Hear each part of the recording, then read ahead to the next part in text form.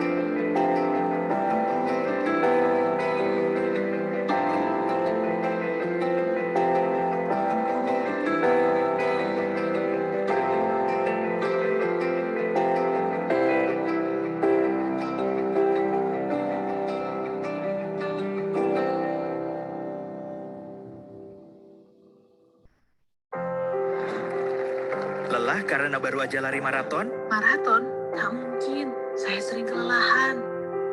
Pusing kunang-kunang karena naik roller coaster? Roller coaster? Enggak, saya pusing kunang-kunang hampir tiap hari. Lelah dan pusing kunang-kunang. Mungkin ini tanda kekurangan zat besi. Minum Sanobiono bila perlu. Kombinasi zat besi, vitamin, mineral pembentuk sel darah merah. Bantu hilangkan gejala kurang darah. Aktifkan harimu. Sangobion.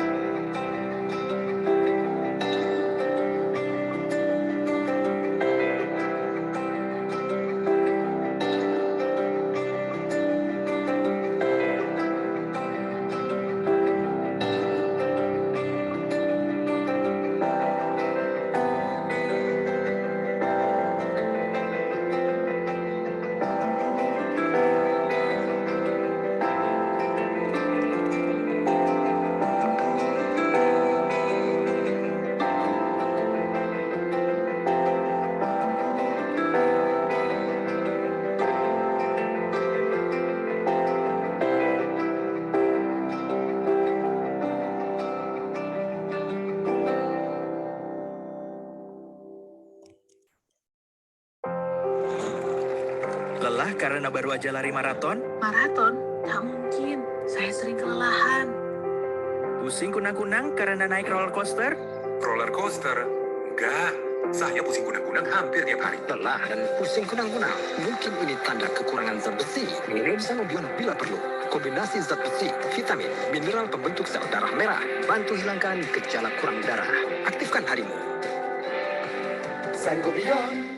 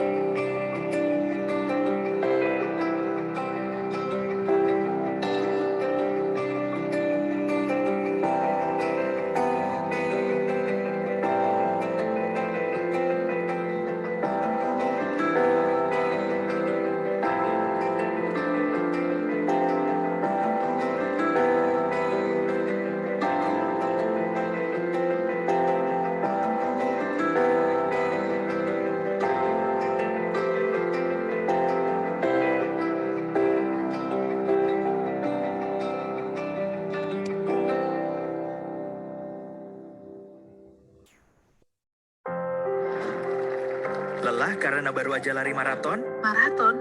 Gak mungkin. Saya sering kelelahan. Pusing kunang-kunang karena naik roller coaster? Roller coaster? Enggak, saya pusing kunang-kunang hampir tiap hari. Lelah dan pusing kunang-kunang. Mungkin ini tanda kekurangan zat besi. Minum Sanobiono bila perlu. Kombinasi zat besi, vitamin, mineral pembentuk sel darah merah. Bantu hilangkan gejala kurang darah. Aktifkan harimu. Sangobion.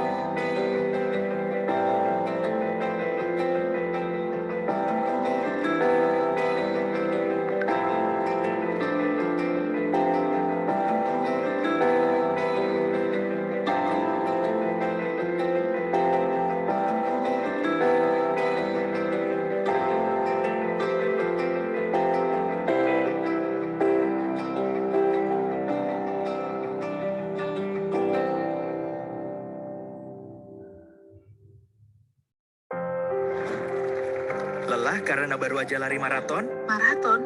Gak mungkin. Saya sering kelelahan. Pusing kunang-kunang karena naik roller coaster? Roller coaster? Enggak, Saya pusing kunang-kunang hampir tiap hari. Lelah dan pusing kunang-kunang. Mungkin ini tanda kekurangan zat besi. Minum Sanobion bila perlu. Kombinasi zat besi, vitamin, mineral pembentuk sel darah merah. Bantu hilangkan gejala kurang darah. Aktifkan harimu. Sangobion.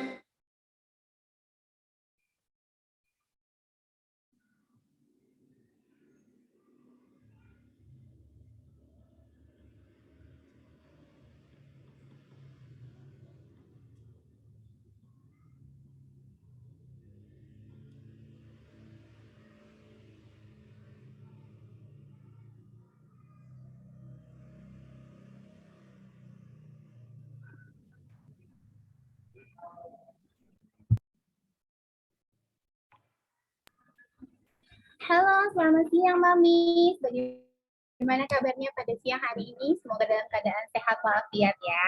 Perkenalkan saya Rubineta Fardani atau Mami bisa sapa saya dengan sebutan Neta yang akan memandu webinar pada siang hari ini. Oh ya Mami, saya nggak hanya sendirian kok. Saya ditemani oleh Dr. Santi Fitriansari. Dr. Santi ini akan memandu untuk jalannya expert nanti.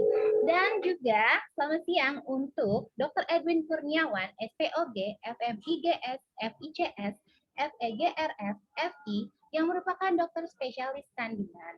Dan Dr. Paulina Kalbangun, SPA, MCAT, PET, IBCLC, yang merupakan dokter spesialis anak dari RSIA Limijati, Bandung. Selain itu juga, kita kedatangan seorang ibu cantik yang mempunyai segudang prestasi. Beliau adalah seorang artis, juga pengusaha, yaitu Ibu Mona Ratuliu, yang akan berbagi pengalamannya bersama kita semua. Lalu hadir juga Mahalani Africia Saragi, atau yang lebih akrab dipanggil Baci ya, selaku perwakilan dari PNG Health yang hari ini juga akan berbagi informasi dengan kita mengenai produk defisiensi besi untuk bayi dan anak tentunya. Wow, ini luar biasa banget ya Mas narasumber pada siang hari ini. Spesialnya lagi nih, udah kayak nasi goreng ya, banyak yang spesial tentunya. Saya juga akan mengajak salah satu ibu dari komunitas Sharing Mom Baby, yaitu Mom Rahma, yang akan berbagi pengalamannya tentang anak yang pernah mengalami anemia defisiensi besi. Pada webinar hari ini, Sharing Mom Baby bekerja sama dengan RSIA Limijati Bandung dan didukung oleh PNG Health akan mengangkat topik yaitu waspada kekurangan zat besi dapat mempengaruhi tumbuh kembang anak sejak masa kehamilan. Wah, ini topiknya luar biasa banget ya, bermanfaat untuk para ibu dan bayi tentunya. Oh iya, Mamis juga boleh loh mengajukan pertanyaan di kolom chat yang nantinya akan dijawab oleh para narasumber kita pada sesi Q&A nanti. Jangan lupa untuk menyimak nih webinar dari awal sampai akhir karena ada hadiah e-wallet sebesar Rp500.000 masing-masing untuk 5 orang penanya terpilih. Dan e-voucher dari K24 Klik sebesar Rp100.000 untuk 10 mamis yang teraktif selama webinar berlangsung. Gimana caranya sih untuk mendapatkannya? Gampang banget kok mamis, hanya perlu tulis pertanyaan di kolom Q&A ya, dengan format. Dengerin ya. Nama, spasi domisili, spasi usia anak, spasi pertanyaannya. Neta bacakan lagi ya, caranya nih ya, gampang banget kok. Harus kirim pertanyaan sebanyak-banyaknya di kolom Q&A dengan format nama, spasi domisili, spasi usia anak, spasi pertanyaannya. Dan nanti akan dibacakan oleh Neta juga bersama Dr. Santi dan dipilih oleh tim Sharing Mom Baby ya. Oleh karena itu, stay tune terus nih Mamis dari awal sampai akhir. Nah, kayaknya udah nggak sabar nih semua Mamis nih untuk memulai webinar kali ini. Sebelum Neta oper ke Dr. Santi, Dr. Santi lahir pada 20 Februari 1993. Beliau bekerja sebagai General Practitioner at Limijati Women and Children Hospital dan Principal of Health Promotion and Public Health at Limijati Women and Children Hospital. Halo, selamat siang, Dok. Halo, selamat siang, Mbak Nita. Wah, dokter, gimana kabarnya, dokter? Alhamdulillah, baik, Mbak Neta. Mbak Neta sendiri gimana nih kabarnya? Baik. Alhamdulillah baik juga dokter. Baik dokter, waktunya dipersilakan ya dok. Oke, Mbak Neta. Terima kasih nih, Mbak Neta. Halo, Moms yang ada di sini semuanya. Pada siang hari ini kita punya kesempatan ya, Moms ya, bertemu bersama walaupun lewat virtual untuk berdiskusi dan membahas materi untuk menambah pengetahuan kita semua. Senang sekali di sini kita bisa bertemu, berkumpul bersama-sama. Saya Dr. Santi Fitriansari, salah satu dokter di Rumah Sakit Ibu Anak Limiatim Bandung, akan membantu Mbak Neta untuk mendiskusikan dan menjadi moderator dalam sesi webinar hari ini. Nah, telah kita ketahui ya Moms ya, bahwa di Indonesia ini banyak sekali nih orang-orang yang kekurangan zat besi. Dari data menunjukkan dari Kemenkes 2018, sebanyak 48,9% ibu hamil itu kekurangan zat besi. Dan angka ini meningkat. Sebelumnya tahun 2013 dari data Riskesdas, angka ibu hamil yang kekurangan zat besi 37,1% dan diperkirakan angka ini akan naik terus setiap tahunnya. Jika diperhatikan, beberapa anemia ini kasusnya paling sering karena zat besi dan kita ketahui ibu hamil yang kekurangan zat besi itu punya resiko terhadap bayinya. Beberapa diantaranya adalah kelahiran bayi prematur, bayinya kecil, atau bahkan bisa menyebabkan kematian pada bayi. Nah, tanpa perlu berlama-lama, mari kita simak berdasarkan faktanya dari pakarnya, yaitu Dr. Edwin Kurniawan, spesialis obstetri ginekologi, PFMIGS, FICS, FEG, RF. Nah, di sini sudah ada Dr. Edwin. Halo dokter, bagaimana dok keadaannya, kabarnya hari ini? Halo, selamat siang Dr. Santi. Kabar Oke. baik, bagaimana kabarnya semuanya dan kabar ibu-ibu yang menonton acara ini. Semoga semuanya baik ya. Oke, amin dok. Saya izin dulu dok akan membacakan CV dari Dr. Edwin ya dok ya. Dr. Oke. Edwin ini merupakan dokter yang bekerja di Rumah Sakit Ibu Anak Limiati. Beliau ini menyelesaikan pendidikannya di Universitas Pajajaran, baik itu dokter umumnya maupun dokter spesialis obstetrinya. Beliau juga telah banyak mengikuti fellowship di beberapa negara dan juga di negara Indonesia. Saat ini, selain beliau di Rumah Sakit Ibu Anak Limiati, beliau juga sebagai business manager di Bandung Fertility Center. Oke, untuk mempercepat waktu dan mempersingkat waktu, kita tanya-tanya dulu nih dok sebelumnya. Sebenarnya seberapa penting sih dok ibu hamil buat mengkonsumsi zat besi dok? Oh, pentingnya mungkin ya, sangat penting ya. Kalau diurutkan mungkin itu yang nomor satu. Gitu ya. Setelah keduanya vitamin itu sendiri. Jadi ya namanya zat besi itu adalah sesuatu yang luar biasa penting dalam menghantarkan terutama oksigen ya, dari mulai tubuh ibu memproses oksigen dari paru-parunya, kemudian menghantarkan itu ke seluruh tubuh ibu, termasuk menghantarkannya ke rahim. Jadi kalau kekurangan zat besi, langkah bahayanya ya. Oke, berarti ini tuh penting dan wajib banget ya Moms ya. Jadi Moms harus perhatikan nih materi Dr. Edwin. Oke, kepada Dr. Edwin saya persilakan untuk mempresentasikan materi siang hari ini. Baik, saya share slide-nya ya. Oke, mudah-mudahan semua sudah bisa melihat slide-nya. Baik, presentasi hari ini pentingnya zat besi untuk ibu hamil. Saya usahakan tidak lama-lama ya. Nah, mari kita. Oke, pertama-tama apa itu defisiensi zat besi atau yang kita suka sebut dengan anemia defisiensi besi ya, iron deficiency anemia. Ya, merupakan kondisi kekurangan zat besi yang parah tentunya. Dan tahu parah atau enggaknya dari mana? Bisa dari tampak orangnya, yaitu misalnya pucat atau gampang lelah, atau kita cek laboratorium dan kelihatan kadar hemoglobinnya itu sudah turun dari nilai batas ambang bawah normalnya ya.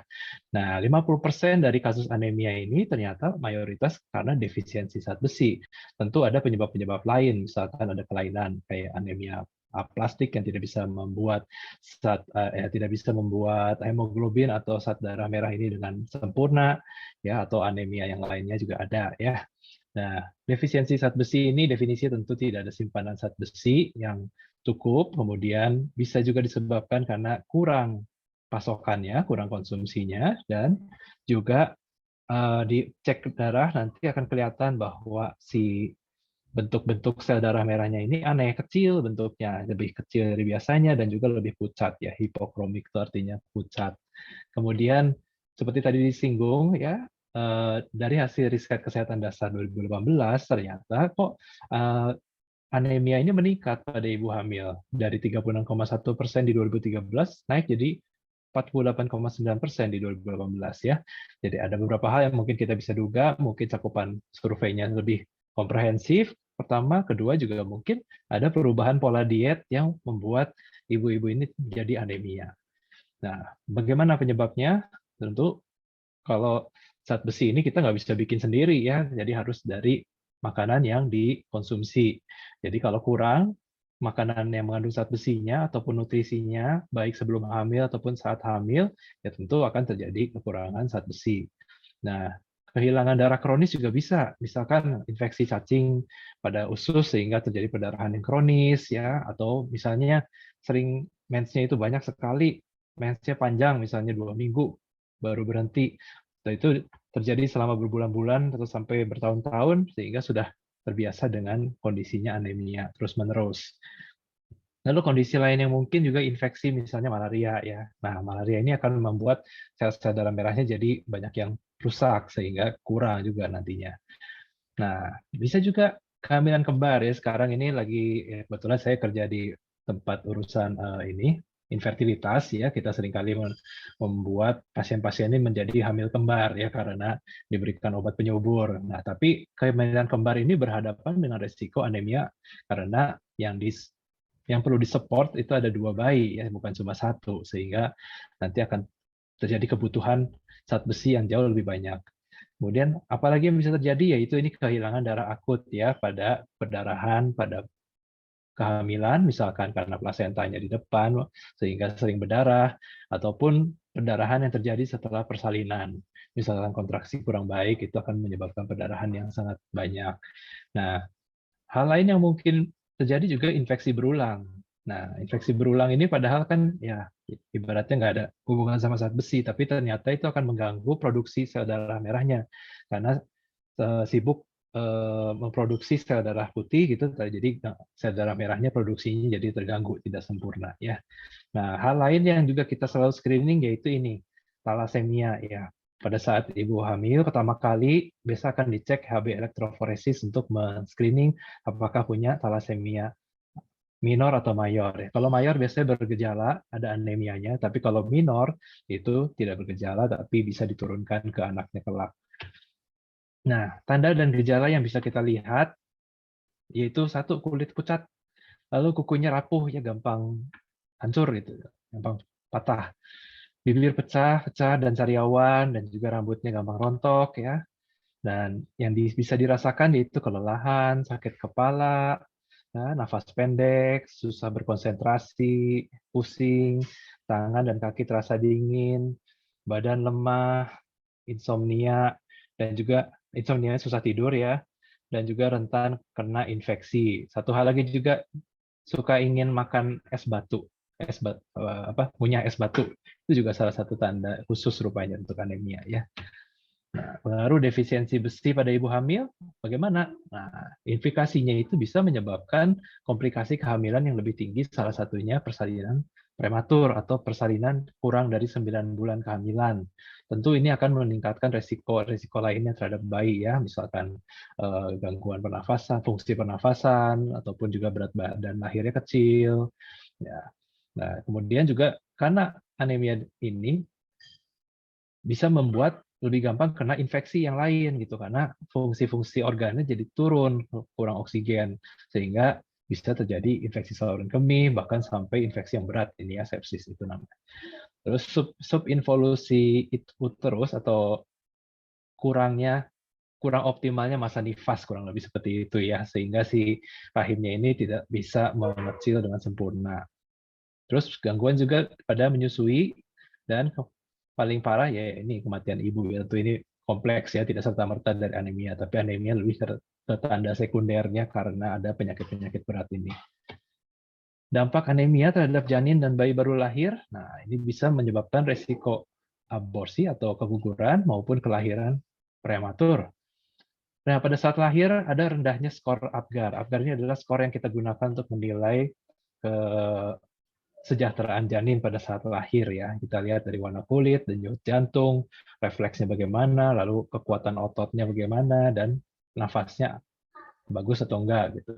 Nah, pada ibu yang anemia ini beresiko menurunkan atau membuat bayi yang lahirnya tidak bugar gitu. Nah, meningkatnya risiko kesakitan dan kehamilan bayi baru lahir. Ini juga tadi ya disebutkan. Bahwa risiko bayi atau anak dapat mengalami anemia dan infeksi. Betul, jadi ketika ibunya anemia, nah anaknya ini beresiko bayinya itu infeksi dan juga anemia juga. Jadi alangkah pentingnya menjaga asupan zat besi dan kadar zat besi pada ibu hamil. Nah, tumbuh kembang anak nanti juga berisiko mengalami penurunan ya kognitif dan afektif. Nah, dari anak, anemia ini hingga hamil ini bisa menimbulkan berbagai macam komplikasi atau menimbulkan dampak ya. Dari anak menghambat tumbuh kembang anak, bisa jadi kurang tumbuh gitu ya, kurang sesuai dengan kurva pertumbuhan. Dari remaja menurunkan konsentrasi belajar, pada saat dewasa juga turun kebugaran tubuh dan produktivitas menurun jadinya. Nah, untuk pria dewasa sama, turun kebugaran, produktivitas turun, dan pada saat menikah dan hamil akan membuat kehamilan yang berisiko, dan risiko-risiko yang terkait dengan hamil, yaitu perdarahan sebelum dan pasca melahirkan, maupun risiko kelahiran dengan berat badan lahir rendah, risiko kematian ibu dan bayi, dan rendahnya cadangan zat besi dalam janin. Ya. Wanita produktif ini rentan karena anemia karena adanya menstruasi berkala. Jadi ada rutinitas untuk berdarah setiap bulan, dan kalau misalkan berdarahnya berlebihan, maka akan timbul anemia. Dan wanita juga ada masanya harus melahirkan, itu peristiwa yang juga berdarah-darah. Nah, rekomendasinya bagaimana untuk mencegah semua ini, mencegah kekurangan zat besi pada wanita hamil? Nah, rekomendasinya yaitu harus mendapatkan 30 mg zat besi elemental atau yang setara dengan 300 mg ferrosulfat hepatihidrat ini ya. Ya, nanti dikasih tahu lah ininya ya, dosis-dosis ininya. Nah, kalau sampai sudah kurang, sudah anemianya cukup berat, dan kita harus berikan zat besinya memang ekstra banyak. Padahal pemberian zat besi yang banyak itu nanti akan menimbulkan juga ketidaknyamanan pada saat mengkonsumsinya. Nah, bagaimana dengan kebutuhan zat besi harian selama kehamilan? Dengan misalkan berat badannya 55 kilo ya. Nah, ini kalau misalkan pada saat tidak hamil hanya butuh sedikit sih 1 mg per hari, alias kalau 55 kilo ya kurang lebih 55 mg gitu ya sehari. Tapi ketika ini ada trimester 1, trimester 2, trimester 3 ini tiba-tiba naik sekali kebutuhan zat besinya ya. Naik luar biasa ini. Oke. Nah, sehingga rekomendasi dari WHO itu harus ada konsumsi zat besi dan asam folat oral harian dengan zat besi elemental 30 mg sampai 60 mg dan juga asam folat minimal 400 mikrogram atau 0,4 mg asam folat untuk ibu hamil. Gunanya supaya mencegah anemia, mencegah infeksi berat, berat badan lahir rendah, dan juga kelahiran prematur ya. Nah, bila sampai si HB-nya kurang, nah ini harus diberikan suplemen 120 mg per hari isi zat elementalnya ini. Bocorannya ya ini 120 mg ini sama dengan 4 tablet ya penambah zat besi. Jadi kalau 1 tablet aja biasanya nggak ada rasa gimana-gimana, tapi kalau sudah 2 tablet, 3 tablet tuh nanti ada sembelit dan sebagainya ya. Kemudian nanti setelah dosisnya ini tercukupi, kadar HB-nya sudah kembali normal, nah baru dikembalikan ke dosis yang sehari 1 tablet saja ya. Ya. Dan asam folat ini seharusnya bagaimana supaya tidak terjadi anemia? Nah, harus dimulai sedini mungkin, idealnya sebelum terjadi konsepsi atau terjadi pembuahan. Ya, dimulai kapan? 3 bulan sebelum hamil. Jadi kalau sudah berencana hamil, misalkan tahun ini hamil, direncanakan dulu 3 bulan sebelumnya itu langsung minum asam folat 400 mikrogram harian, barulah merencanakan hamil gitu ya. Jadi misalkan mau hamil bulan Juli, dari sejak April itu sudah minum asam folat. Ya, rekomendasi ini adalah dipublikasikan oleh WHO ya. Jadi ini sudah di-endorse disarankan oleh Badan Kesehatan Dunia. Nah, fakta-fakta mengenai suplementasi besi. Nah, keseimbangan besi dapat dicapai jika sudah ada simpanan besi sekitar 500 mg selama trimester 2 dan 3 ya. Nah, pada masa ini sulit bagi wanita untuk dapat mencapai jumlah segini. Makanya direkomendasikan suplementasi besi dalam bentuk tablet bersama asam folat ini diberikan bagi semua wanita hamil sejak awal kehamilan ya. Karena mungkin pada saat awal dicek karena kebutuhannya masih rendah, jadi normal-normal saja. Tapi nanti menjelang trimester 2, utamanya 5 bulan, 6 bulan kehamilan, mulai deh turun tuh si HB-nya ya. Karena kebutuhannya meningkat dan juga volume cairan di pembuluh darah itu meningkat, sehingga si zat besinya ini atau hemoglobinnya nanti jadi terencerkan. Ya. Rekomendasi WHO yaitu semua wanita pada daerah yang angka malnutrisi atau kurang gizinya tinggi harus direkomendasikan pemberian besi dan asam folat untuk mencegah anemia. Ya. Dan kalau ternyata di daerah tersebut anemia cukup tinggi, maka pemberiannya bahkan harus dilanjutkan sampai 3 bulan setelah melahirkan. Ya. Pemberian dosis standar 60 mg zat besi dan 400 mikrogram asam folat selama 6 bulan, dan jika waktu tidak cukup dapat ditambah sampai 3 bulan setelah melahirkan atau postpartum, atau bila mana sudah terdeteksi ada anemia, dicek darah HB-nya kurang dari 11, nah tambahin dosis zat besinya 120 mg setiap hari sampai terbukti sudah lebih dari 11.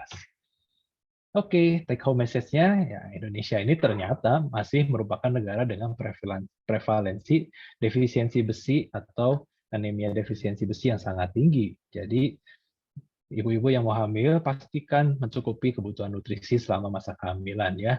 Ya, nutrisi yang baik itu adalah dari makanan yang benar-benar real. Jadi kalau daging adalah daging ya, protein dapat dari daging, dari telur, dari ayam, dari ikan gitu ya.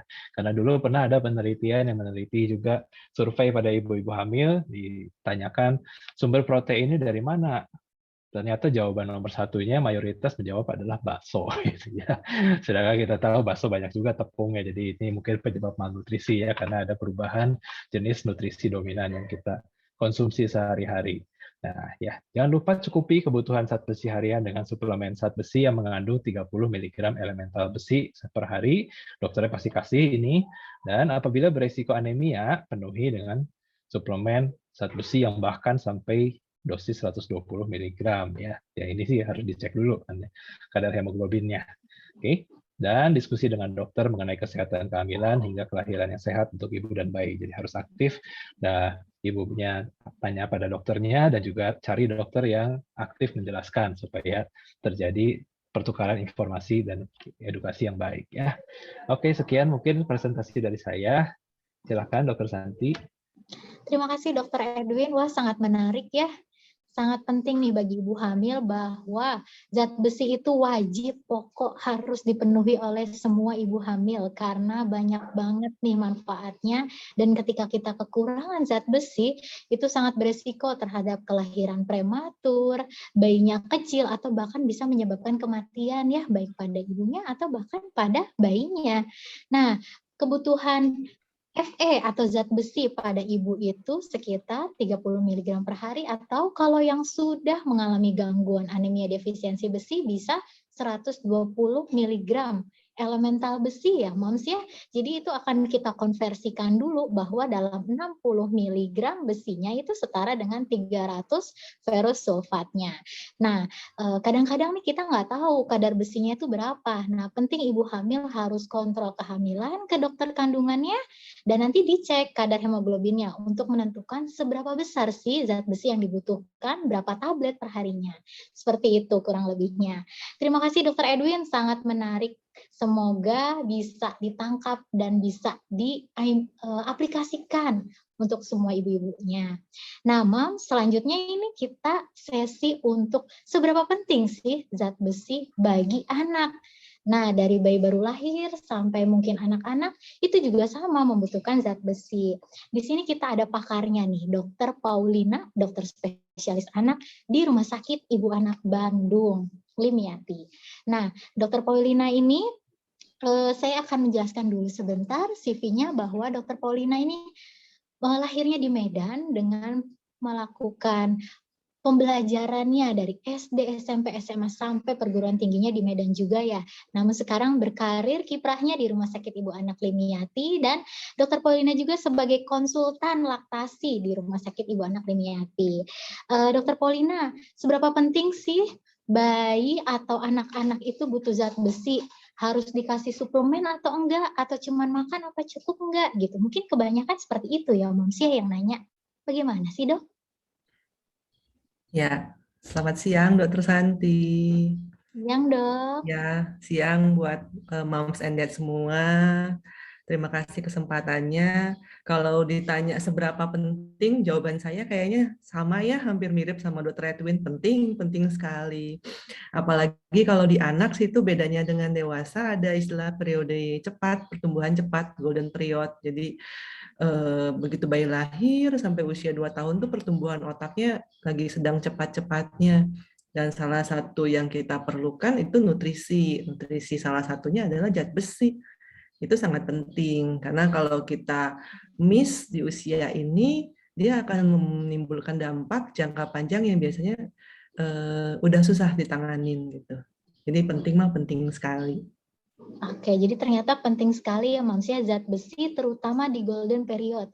Nah ini mungkin banyak moms yang masih mitos-mitos nih di golden period justru malah banyak makan makanan yang lebih vegetarian ya sehingga zat besinya lebih sedikit. Nah ini perlu kita dengar dan simak oleh pakarnya. Kepada Dr. Paulina kita persilakan untuk memberikan materi dan berdiskusi. Ya, terima kasih Dokter Santi. Saya sedikit sharing ilmu, sharing buat para moms and dad, mudah-mudahan bisa ada memberikan informasi untuk mengenai tadi pentingnya zat besi untuk tumbuh kembang anak. Ini slide. Ya, ini definisi tadi sepertinya sudah dibahas oleh Dr. Edwin. Saya tidak membahas lebih jelas lagi, mungkin hanya singkatnya aja kita bilang defisiensi besi itu artinya ada kekurangan zat besi dalam tubuh kita, tapi belum sampai tahap anemia. Jadi ada yang dia tahap 1 mungkin hanya defisiensi saja, kekurangan saja, tapi kalau diteruskan jangka panjang maka dia akan menimbulkan anemia. Anemia itu artinya ada kekurangan Hb, jadi Hb-nya rendah menurut rata-rata usia.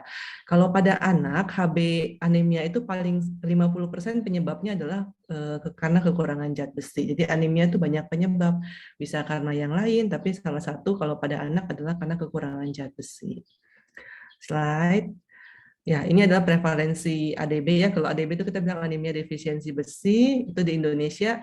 Untuk pada anak itu paling tinggi di usia 0 sampai 5 tahun, tapi terutama apalagi pengalaman saya di praktek itu antara 0 sampai 2 tahun. Kenapa? Karena disitulah kebutuhan zat besi yang lagi tinggi-tingginya. Slide. Ya, ini tadi yang saya sempat sedikit bahas ya. Jadi kalau di anak itu ada namanya golden period. Golden period itu adalah periode pertumbuhan cepat.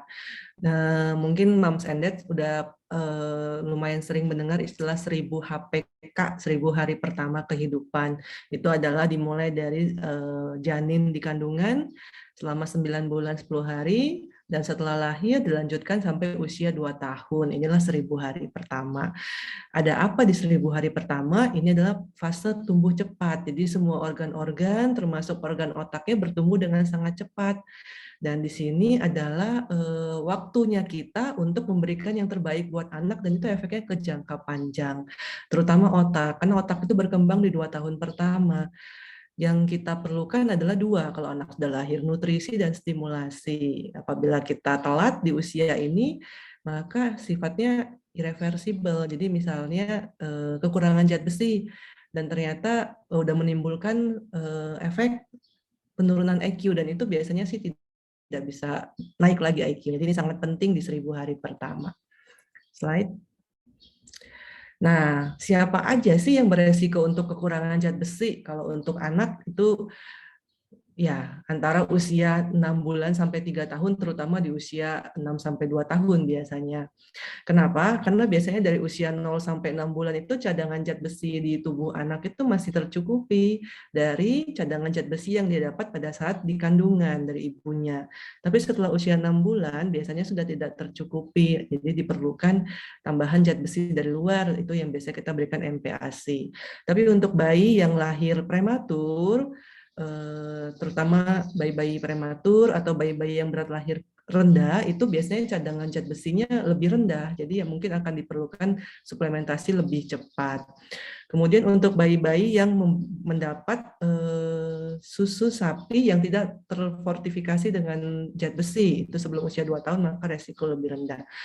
Nah, ini untuk ASI ya, sering ada mitos-mitos bayi ASI akan lebih rentan untuk kekurangan zat besi. Sebenarnya justru memang kandungan zat besi di ASI itu lebih rendah dibandingkan kandungan zat besi di standar formula yang udah terfortifikasi zat besi. Tetapi penyerapannya lebih tinggi dibandingkan susu formula. Jadi bukan berarti bayi ASI akan beresiko untuk kekurangan zat besi, tapi setelah usia 6 bulan itu cadangan zat besi di ASI juga udah kurang. Jadi harus dibantu dengan makanan yang tinggi zat besi. Jadi tidak bisa hanya memberikan ASI saja sampai usia 2 tahun, harus dibantu dengan makanan. Untuk pemberian susu formula juga harus diberikan yang udah difortifikasi zat besi. Untuk anak yang usia di atas setahun, apabila masih mendapat susu dalam jumlah yang banyak, itu biasanya di atas 720, itu akan juga meningkatkan resiko zat besi. Slide. Ya, kita cerita efek ya tadi, resiko siapa aja. Ini apa aja sih yang bisa terjadi pada anak kalau ternyata terjadi kekurangan zat besi. Ini salah satu, ini ada beberapa efek, cuman misalnya adalah penurunan fungsi kognitif. Jadi bisa menurunkan skor IQ, kemudian performa di sekolah juga akan tidak terlalu baik, gangguan tumbuh kembang, gangguan perkembangan motorik, gangguan perkembangan koordinasi, gangguan bahasa, dan yang sering saya dapati adalah menurunnya sistem imun. Jadi rata-rata bayi, ini yang jangka pendek ya, bayi yang ADB itu lebih rentan sakit. Jadi sebentar, mungkin sebulan demam, bulan berikutnya dia sakit lagi. Ternyata kita cek, oh ternyata anaknya ADB. Jadi bayi yang ADB itu sangat rentan terkena infeksi. Slide. Nah, ini ada beberapa data yang menunjukkan bahwa memang kalau untuk kekurangan zat besi akan mempengaruhi perkembangan kognitif pada bayi. Slide. Ya, sebelumnya ya, ini juga sebelumnya, ini juga data ternyata kekurangan zat besi juga ngefeknya ke tinggi badan loh. Jadi ada berhubungan dengan percepatan pertumbuhan. Jadi kalau kita kekurangan zat besi, anaknya rentan untuk postur tubuhnya lebih pendek. Slide. Jadi apa-apa aja yang bisa terjadi kalau anaknya kekurangan zat besi. Yang pasti ada periode perkembangan fisik yang terganggu, anaknya posturnya lebih pendek, kemudian biasanya efeknya juga ke berat badan, pertumbuhan. Berat badannya juga naiknya sedikit, mepet-mepet, atau kita bilangnya, atau malah jadi kurang gizi dan gangguan perkembangan motorik. Berikutnya, ya, dan ini efek jangka panjangnya. Jadi ADB itu kalau kekurangan zat besi, efek jangka panjangnya apa yang tadi saya sempat sebutkan, itu bisa menurunkan skor IQ, menurunkan skor verbal, dan akibatnya kita baru bisa mengetahui akibatnya setelah anaknya sekolah gitu. Jadi kekurangannya mungkin pada saat bayi di usia 6 bulan sampai usia setahun atau 2 tahun dia ADB, tapi mungkin di situ belum ada efek, mungkin hanya rentan sakit, tapi ternyata dia menimbulkan efek pada saat sekolah. Jadinya mungkin daya tangkapnya agak sedikit atau gangguan konsentrasi, masalah di belajar, tinggal kelas atau yang lain. Slide. Nah, apa aja yang bisa kita lakukan untuk mencegah supaya anak kita jangan terkena ADB? Ya, yang pasti zat besi itu didapat dari makanan. Ini beberapa makanan yang bisa kita konsumsi, kita berikan buat anak kita untuk mensuplai kebutuhan zat besinya. Ada yang dari daging-dagingannya, daging sapi, hati ayam, ikan, bayam, brokoli, dan yang lain. Slide. Nah, salah satunya untuk mencegah adalah eksklusif breastfeeding. Jadi berikan ASI eksklusif. Karena dalam kandungan ASI juga ada zat besi. Kalau bisa teruskan sampai usia 1-2 tahun. Setelah usia 6 bulan, bayi harus diberikan MPASI, makanan pendamping ASI. Berikanlah makanan pendamping ASI yang tinggi zat besi. Ini sangat penting karena seringnya saya mendapati di usia 6 bulan yang diberikan makanan tapi bukan yang mengandung zat besi. Kalau kita tidak memberikan ASI, berikanlah susu formula yang sudah terfortifikasi zat besi. Slide. Nah, untuk bayi yang usia di bawah 12 bulan, jangan berikan susu sapi yang tidak terfortifikasi zat besi, karena ini akan meningkatkan resiko ADB. Kemudian ya ini tadi ya, setelah usia 6 bulan, berikanlah makanan MPASI yang sudah tinggi zat besi, apakah homemade juga boleh, tapi tinggi zat besi, yang kandungan zat besinya tinggi, atau yang komersial, atau yang fortifikasi. Kita boleh berikan suplementasi zat besi pada bayi-bayi yang beresiko, contohnya bayi yang lahir prematur, bayi-bayi yang kecil, atau bayi yang kita rasa anak kita tidak bisa mencukupi kebutuhan zat besi sehari-hari, maka boleh berikan suplementasi. Slide. Ini untuk anak yang udah lebih besar, usia setahun ke atas, untuk kebutuhan susunya jangan berikan lebih dari 700, atau rekomendasi tidak lebih dari 500 ml sehari. Kemudian berikanlah makan makanan yang tinggi zat besi. Dan ada beberapa jenis makanan yang ternyata bisa menghambat dan membantu penyerapan zat besi. Jadi kalau untuk jenis makanan yang membantu penyerapan zat besi itu biasanya yang tinggi vitamin C, jeruk, kemudian buah-buahan, jadi boleh berikan itu. Tapi kalau untuk yang menurunkan zat besi biasanya golongan teh, nah itu kita tidak sarankan diberikan pada anak karena itu bisa mengurangi absorpsi zat besi. Slide. Nah, ini sudah ada rekomendasi dari Ikatan Dokter Anak Indonesia untuk memberikan suplementasi zat besi. Ini tadi sempat saya sebutin ya, untuk bayi yang berat lahir rendah bahkan sudah bisa diberikan dari usia 1 bulan sampai usia 2 tahun. Untuk bayi yang cukup bulan, itu bisa kita berikan dari usia 4 bulan. Nah, untuk balita dan anak-anak itu kita juga bisa berikan, tapi tidak harus tiap hari. Biasanya 2 kali seminggu, selama 3 bulan, berturut-turut setiap tahun. Slide. Ya, ini ada, kalau untuk preparat zat besi sebenarnya ada banyak ya yang tersedia di pasaran, tapi ada preparat zat besi yang terbaru, IPC ini biasanya, karena anak itu rata-rata pengalaman saya kalau berikan zat besi, keluhannya susah karena tidak suka dengan rasa, kemudian muntah, ada resiko sembelit, dan resiko efek samping lain. Jadi ada preparat terbaru yang ini meminimalkan resiko itu, kemudian biasanya rasanya lebih disukai anak. Slide. Ya, ada juga preparat yang suplementasi zat besi dikombinasi dengan asam folat. Asam folat ini bisa membantu untuk pembentukan sel-sel darah merah sehingga untuk membantu meningkatkan hemoglobin di anak. Slide. Ya, ini take home message-nya. Jadi kalau negara kita Indonesia kebetulan prevalensi ADB-nya pada anak itu masih sangat tinggi.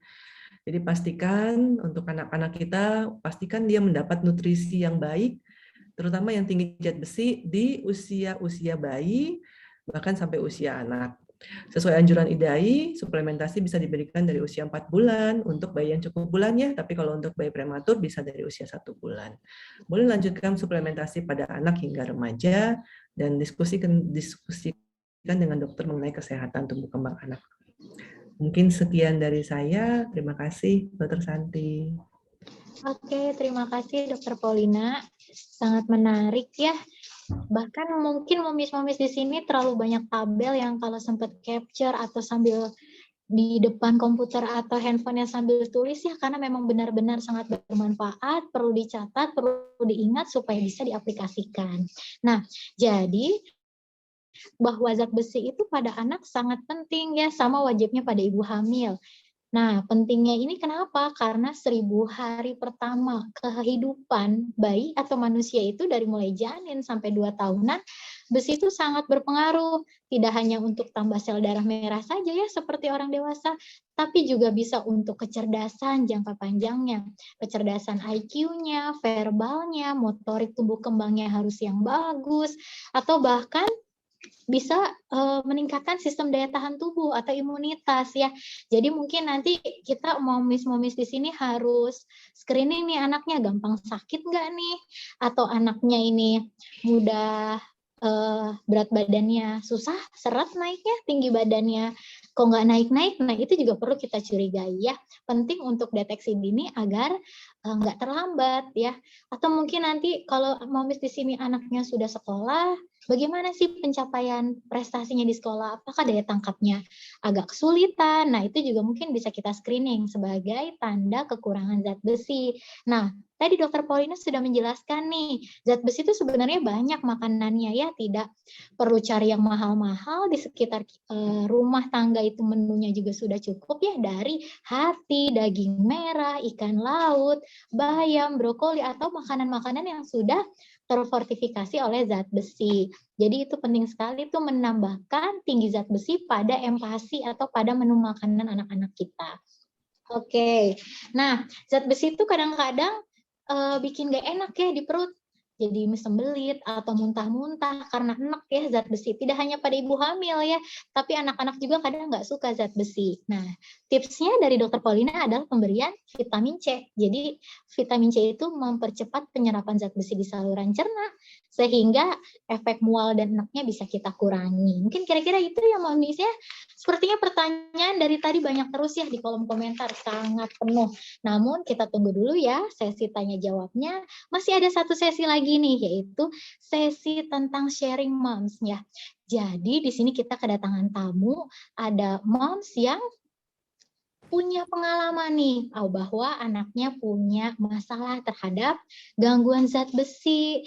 Dokter Paulina, terima kasih banyak ya Dokter Paulina telah memberikan diskusinya, sangat bermanfaat. Semoga kita semua bisa catat nih ya, nggak pakai catatan tapi di dalam pikiran kita langsung teringat-ingat terus nih seberapa penting zat besi itu. Oke, di sini ada Moms Rahma nih. Moms Rahma ini punya pengalaman tentang anaknya yang pernah sempat sakit didiagnosa defisiensi zat besi. Nah, nanti kita sharing-sharing nih. Halo Moms Rahma, bagaimana kabarnya hari ini? Iya, halo Dokter Santi. Baik, gimana kabarnya hari ini Dokter? Baik, Alhamdulillah Moms. Nah, kita ini pengen tahu nih ceritanya Moms Rahma. Awalnya gimana sih anaknya kok bisa sempat ketahuan kekurangan zat besi? Tanda-tandanya apa nih waktu mulai tanda curiganya akhirnya sampai Moms Rahma memberanikan ke dokter, dikonsultasikan, dan ternyata diagnosisnya seperti itu, Moms. Oke, selamat siang semuanya. Thank you atas kesempatan ini. Jadi awalnya itu anak saya ketahuan ADB itu saat usianya 7 bulan. Jadi apa sih yang trigger saya untuk saya mau melakukan cek darah rutin gitu. Pas saya datang ke dokter itu anaknya kebetulan waktu itu memang demam ya dokter ya. Kemudian dokter yang biasa memang rawat anak saya ngecek, oh ini memang stuck ya BB-nya gitu. Jadi tidak sesuai dengan anjurannya ya kita lihat ya yang di IDAI itu gitu. Jadi usia dari 4 bulan sampai 7 bulan itu stuck gitu. Kemudian secara fisik dokter anak saya waktu itu bilang karena ngelihat di bagian sini ya, bagian mata gitu. Wah ini kayaknya ada masalah nih mama dengan anaknya gitu. Seperti pucat gitu. Kemudian dokternya tanya apakah pernah dilakukan cek darah rutin ya waktu itu. Nah, saya jawab belum pernah gitu. Jadi kemudian dokter menyarankan untuk anak saya melakukan cek darah rutin.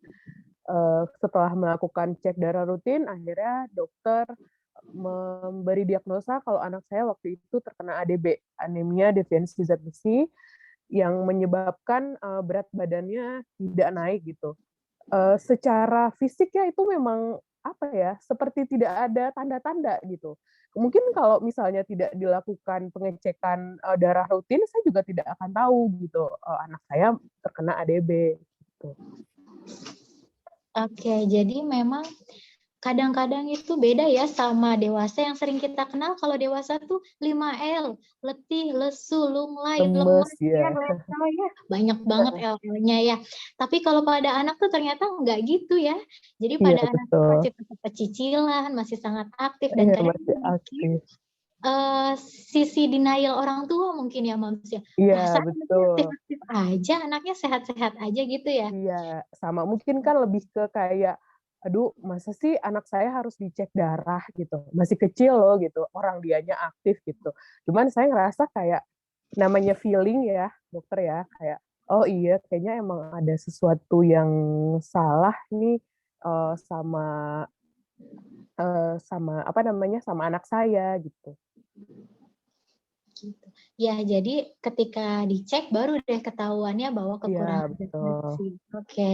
Nah, setelah tahu nih dicek kekurangan besi, apa saja sih yang dilakukan Moms Rahma? Apakah anaknya jadi makannya seperti apa nih menunya? Atau mau dikasih apa? Dikasih perlu nggak zat besi? Dikasih dokter? Suplemen-suplemennya? Dan bagaimana sih proses pemberian makannya setelah tahu bahwa anaknya Moms Rahma ini kena ADB? Oke. Nah, dari dokter udah ngasih diagnosa kalau anak saya terkena ADB, itu dokter langsung resepkan vitamin zat besi ya. Dan itu 3 bulan lamanya, kemudian dicek lagi. Kemudian dokter juga menyarankan anak saya untuk mengkonsumsi makanan tinggi zat besi ya. Nah, waktu itu sempat bingung, galau gitu. Kenapa? Karena waktu itu kondisinya anak saya memang JTM parah gitu. Duh ini harus gimana ya? Harus makan, harus minum, kemudian si zat besi ini ya nggak dia suka, jadi bikin sembelit, sakit perut, anaknya nangis, kan dilema gitu. Tapi harus memenuhi kebutuhannya gitu. Akhirnya kan namanya kita ya sebagai ibu kan harus muter otak, nih gimana ya caranya anak saya biar bisa makan ini. Akhirnya saya buat menu-menu yang memang anak saya suka gitu. Karena kan kita udah tahu ya comfort food anak tuh apa gitu. Nah, kebetulan anak saya waktu usia 7 bulan itu dia suka sekali makan perkedel kentang gitu. Jadi saya campurkan daging merah ke dalam perkedelnya, kemudian untuk sayurnya saya kasih brokoli. Jadi itu selama 3 bulan mengkonsumsi vitamin zat besi itu, dicek lagi, kemudian HB-nya udah aman, dan untuk sekarang, untuk mencegah takut kembali terjadinya ADB, saya juga kasih anak saya vitamin zat besi. Oke, jadi ketika tahu kita harus benar-benar putar otak ya Mamsnya gimana cara Betul. mengolah makanan yang disukain, apalagi anak mulai empati sampai 2 tahun, 3 tahun itu kayaknya serangan GTM hampir sering ya dialami sama semua Iya, mami. betul. Lebih ke Serasa kayak harusnya kita yang lebih ikhlas gitu ya. Seberapa yang kita siapkan ya nggak semua juga yang dimakan gitu. betul ya, kadang-kadang jadi sakit hati ya Mamsnya dan harus benar-benar banyak bersabar. Nggak Iya, betul. harus merelakan Menurunkan kemubaziran ekspektasi. itu ya Mams ya. Iya, betul dokter. Kan bahwa diselip-selipin itu zat besi makanan-makanannya ya. Iya. Dan sampai sekarang jadinya rutin ya Moms ya mengkonsumsi vitamin besi untuk anak? Iya, betul. Karena dari dokternya menyarankan seperti itu karena mungkin ada saya ada riwayat ADB dan saya walaupun emang dosisnya kan untuk yang konsumsi tiap hari kan itu dibedakan ya. Jadi saya sesuai anjuran dokter. Oke, jadi memang di sini mamis-mamis semua harus diingat ya bahwa konsumsi suplementasi besi itu penting, tapi ada dosis tertentu ya. Jadi ada yang namanya dosis pengobatan. Kalau memang terbukti ADB ya dikasihnya mungkin dosisnya lebih tinggi. Tapi ketika dia hanya untuk maintenance, dosisnya akan lebih rendah karena mengingat kembali zat besi itu kalau diberikan ke anak suplementasi tuh bikin mual, rasanya nggak enak, konstipasi gitu ya. Tapi mengingat pentingnya zat besi, kadang-kadang kita juga tetap perlu memberikan itu. Oke, Mas Rahma sangat bermanfaat ya. Kita di sini bisa sharing-sharing. Semoga anaknya Moms Rahma sehat selalu ya, terhindar dari ADB, selalu sehat maminya juga ya, biar bisa memberikan makanan yang penuh dengan gizi yang baik dan seimbang untuk anak-anak Moms Rahma. Oke, thank you dok. Iya, terima kasih juga Moms Rahma. Sehat selalu Moms Rahma. Oke, tadi sudah kita dengar ya sesi tentang testimoni Moms Rahma tentang bagaimana sih pengalamannya anaknya ketahuan ADB sampai akhirnya harus diobatin, diberi obat suplementasi besi sampai akhirnya sekarang mengkonsumsi besi secara dosis maintenance. Nah, Moms di sini mungkin bisa sambil cek-cek nih yang misalnya jarang kontrol ke dokter anak, coba dilihat lagi berat badannya, coba dilihat lagi disesuaikan dengan kurvanya. Sudah sesuai belum kurva tinggi badan berat badan anaknya? Dan kira-kira kalau misalnya ada kurva yang melandai, menurun, atau macet nih berat badannya, segera konsultasikan ya ke dokter anak terdekat. Oke, selanjutnya sini sudah banyak banget pertanyaannya ya, berderet, udah kayak antrian minyak goreng sepertinya ini ya. Banyak banget pertanyaannya, namun kita akan pilih pertanyaan terbaik ya, sehingga nanti mungkin para peserta yang pertanyaannya akan dijawab mungkin nanti akan mendapatkan hadiah nih ya, hadiahnya e-wallet sebesar 500.000 ya. Nah, saya informasikan bahwa satu orang hanya bisa memberikan satu pertanyaan. Kenapa? Karena kesempatan kita sangat sempit ya waktunya. Semoga nanti akan ada lain kesempatan lain kita berdiskusi. Oke, nanti selain mendapatkan 500.000 voucher e-wallet, juga bisa mendapatkan e-voucher dari K24 Klik. Nah, saya akan dibantu oleh Mbak Neta untuk memilihkan pertanyaannya nih. Pertanyaan yang pertama dari Ibu Mary Widiatmika, domisilinya di Medan. Oh, jauh banget nih. Halo Bu Mary, kalau nggak ada webinar kayaknya kita sulit untuk ketemu ya Bu Mary ya. Usia anaknya ini 28 bulan dan ada yang 2 bulan juga. Pertanyaannya, apakah jika tidak minum vitamin zat besi tambahan selama kehamilan bisa mempengaruhi tumbuh kembang anak ke depannya setelah lahir, Dok? Nah, ini berarti mungkin untuk Dokter Edwin ya, Dok ya, ketika lagi hamil nggak minum zat besi, efeknya juga bisa berkepanjangan nggak sampai ke tumbuh kembang bayinya gitu, Dokter Edwin. Ya, betul sekali. Jadi kalau anemia itu dibiarkan, terutama pada anemia yang berat ya, di bawah 10 gitu kadar Hb-nya, ya nantinya tentu tidak ada yang bisa diberikan gitu pada bayinya. Jadi nanti bayinya juga pasti kekurangan. Jadi kalau udah kekurangan, panjang tuh urusannya ya, Dr. Pauline. Tumbuh kembangnya dan sebagainya. Oke, jadi itu penting banget ya. Kalau ibunya aja kekurangan zat besi, apalagi nanti bayinya, begitu ya Dok ya. Dan nanti panjang repot PR-nya sampai ke lahir, bayinya mungkin kecil, prematur, sampai nanti PR lagi nih ke dokter Paula tumbuh kembangnya, resiko infeksinya sering termasalah untuk kurva berat badan tinggi badannya. Seperti itu ya Moms Mary ya. Selanjutnya pertanyaan yang kedua dari Ibu Sheila Ayu dari Jakarta Timur.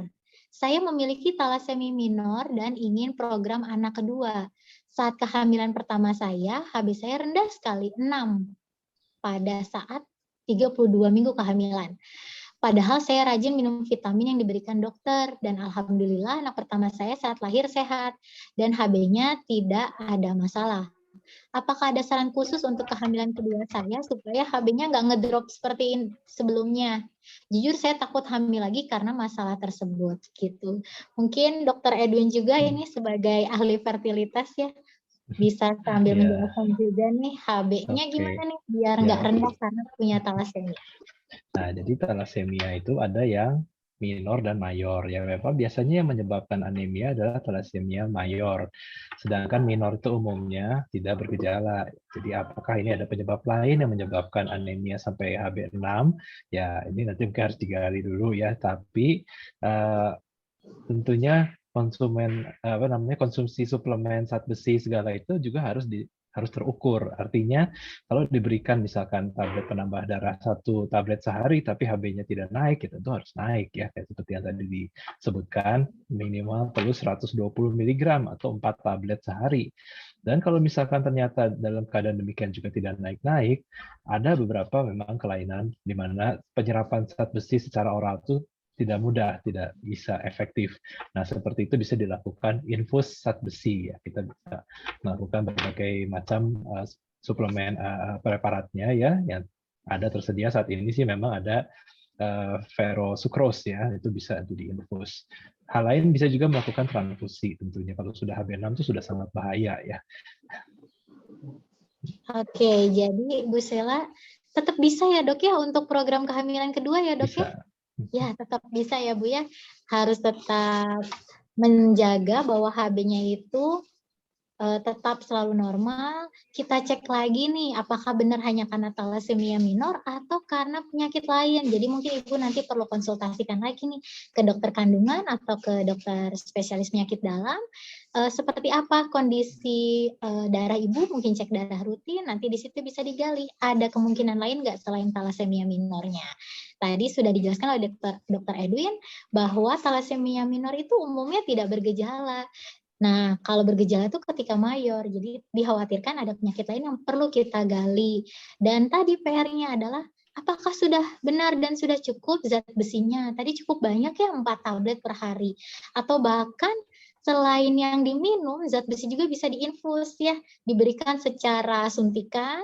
Nah, itu untuk mempercepat kadar zat besinya cepat naik di tubuh, seperti itu. Jadi, tetap bisa ya untuk program kehamilan ya Bu ya. Oke, selanjutnya dari Ulfa, Jakarta. Selamat siang, saya mau tanya minum susu saat hamil, apakah harus dijeda lamanya dari waktu makan? Karena saya pernah baca susu bisa menghambat zat besi. Apakah betul, Dok? Nah, ini pertanyaan untuk Dr. Edwin juga nih. Sering banyak ya sepertinya menanyakan tentang susu hamil. Nah, jadi kalau memakan zat besi itu harus dihindari minumnya dengan susu, teh, dan kopi, karena itu tiga-tiganya bisa menghambat penyerapan zat besi. Sebaiknya minum zat besi itu berbeda waktunya dengan minum susu, kopi, dan teh. Gitu. Jadi kalau minum itu biasanya pagi, berarti zat besi siang atau malam. Ya. Oke, jadi kalau bisa nih vitamin-vitamin kehamilannya nggak bareng sama minum susu ya. Jadi kita jarakin aja waktu pemberiannya. Ada pertanyaan selanjutnya nih. Yang sekarang untuk Dokter Paulina dari Mami Savana dari Bandung. Oke, sama-sama dari Bandung ya Mami Savana ya. Izin bertanya Dok, apakah kandungan zat besi pada bahan makanan dapat berkurang atau rusak karena proses pemasakan? Apakah ada proses pemasakan yang terbaik untuk mengelola bahan makanan yang mengandung zat besi? Oke, kalau zat besi ini kira-kira rusak nggak nih kalau dalam proses pengolahan makanan? Bagaimana Dok kira-kira? Ya, terima kasih Dokter Santi. Kalau pengolahan makanan yang standar ya, maksudnya tidak terlalu yang dikukus, digoreng, ditumis itu tidak terlalu berpengaruh ke merusak nutrisi di zat besi ya. Kecuali kalau dipanaskan dalam sekarang kita ada beberapa yang suka presto mungkin ya, itu kan lumayan tinggi ya, itu memang ada beberapa saya baca itu bisa sedikit mengurangi nutrisi. Tapi kalau hanya yang standar itu tidak terlalu. Oke, jadi selama masaknya standar ya, kukus, goreng, tumis, itu tidak mengurangi dari kandungan nutrisi pada bahan makanan tersebut. Begitu mungkin kira-kira ya Mami Savana ya? Oke, jadi proses masakan yang terbaiknya kira-kira apa nih Dokter Paulina? Masih ada pertanyaan dari Dokter Bu Savana? Bebas ya sepertinya? Bebas. Oke, jadi tidak harus dikukus terus, tapi boleh mau kukus, goreng, tumis, boleh ya, asalkan tidak menggunakan suhu yang terlalu tinggi gitu ya, seperti presto mungkin. Oke, ada pertanyaan lagi dari Mami Septina Veronica dari Purwokerto. Cukup jauh ya. Apakah pemberian zat besi harus dihentikan ketika anak demam disertai batuk pilek? Karena zat besi dapat menyebabkan pembelahan mikroba menjadi lebih banyak, sehingga penyakit sulit disembuhkan. Oh ya, mungkin saya pernah dengar nih, katanya zat besi itu makanan buat bakteri juga. Jangan sampai kita ngasih makanan buat bakteri. Oke, informasi ini saya dapatkan dari dokter yang memeriksa anak saya sebelumnya. Apakah benar demikian Dok? Mohon pencerahannya ya Dok. Oke. Ya, terima kasih Dokter Santi. Jadi memang untuk pemberian suplementasi zat besi memang kita untuk saat ini pada saat sedang terkena infeksi atau sedang sakit memang kita sarankan dihentikan dulu sementara. Karena memang ya benar yang disebutkan. Jadi kuman itu juga secara gampangnya ya untuk kita pahamin, kuman itu juga memerlukan zat besi untuk pertumbuhan kuman itu. Jadi apabila kita lanjutkan suplementasi zat besi akan menyebabkan anaknya lebih lama mungkin sembuh dari sakitnya, lebih ke situ. Jadi mungkin di stop dulu sampai anaknya udah benar-benar sembuh, udah nggak ada sakit lagi, kita lanjutkan untuk suplementasi zat besinya. Oke, gitu mungkin sudah cukup jelas ya Bu Septiana ya, bahwa boleh kita tunda sebentar sambil ada waktu untuk pemulihan, nanti bisa dilanjut lagi suplementasi zat besinya. Oke, ini ada pertanyaan lagi nih tambahan ya, cuma nanti ini gimana panitia nih, berarti ada lebih dari 5 nih pertanyaannya. Untuk hadiah kita serahkan saja urusannya sama panitia. Pertanyaan yang ke-6 nih, dari Ibu Meliana Purworejo, usia anak pertamanya 3 tahun. Berapa banyak asupan zat besi yang diperlukan anak usia 3 tahun dalam setiap harinya? Asupan makanan apa saja yang diperlukan? Apakah anak sangat aktif kebanyakan zat besi, Dok? Oke, ini mungkin sudah sempat terbahas ya di slide-nya Dr. Paulina. Mungkin Dr. Paulina bisa menjelaskan kembali? Ya, pertanyaannya apa aja tadi Dr. Santi? Ada beberapa ya? Asupan zat besi untuk 3 tahun kira-kira seberapa banyak? Lalu makanan apa aja yang diperlukannya? Dan kalau anaknya pecicilan, aktif banget, itu artinya apakah kebanyakan zat besi? Seperti itu, Dok.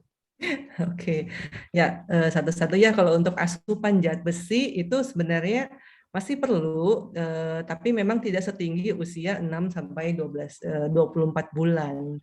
Jadi biasanya sih kita kalau untuk suplementasi kita sesuai dengan usia. Kalau udah 2 tahun ke atas itu cukup 1 mg per kilogram berat badan. Anggaplah kalau usia 2 tahun ke atas rata-rata beratnya 12 atau 14 ya sekitar segitu. Tapi agak sulit untuk kita menilai asupan zat besi anak. Ya, nggak mungkin kita timbang-timbang makanan yang ini.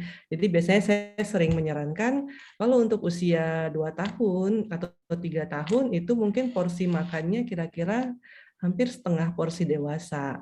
Artinya untuk nasi mungkin setengah porsi dewasa, untuk daging sama ikan juga setengah porsi dewasa. Jadi kalau yang penting setiap hari pastikan aja dia ada mengkonsumsi makronutrien berupa karbo, protein, lemak, kemudian proteinnya pastikan yang tinggi zat besi. Jadi mungkin golongan daging selalu ada, ganti-gantilah mungkin daging, mungkin hati, ada beberapa juga golongan ikan-ikan. Jadi kalau bergantian dan selalu diberikan itu setiap hari, mudah-mudahan sih asupannya tercukupi. Kemudian tadi apa lagi ya? Kalau anaknya aktif banget nih, Dok, kalau anaknya aktif, kebanyakan besi? Penyebab anak kalau usia 2 tahun itu rata-rata anak pasti aktif ya, Mams. Maksudnya hampir sebagian anak itu pasti lagi aktif-aktifnya di usia segitu. Apakah anak aktif itu artinya kelebihan zat besi? Ya enggak sih gitu. Tapi apakah anak hiperaktif? Itu harus dikonsultasikan lagi ke dokter tumbuh kembang apakah ini hiperaktif.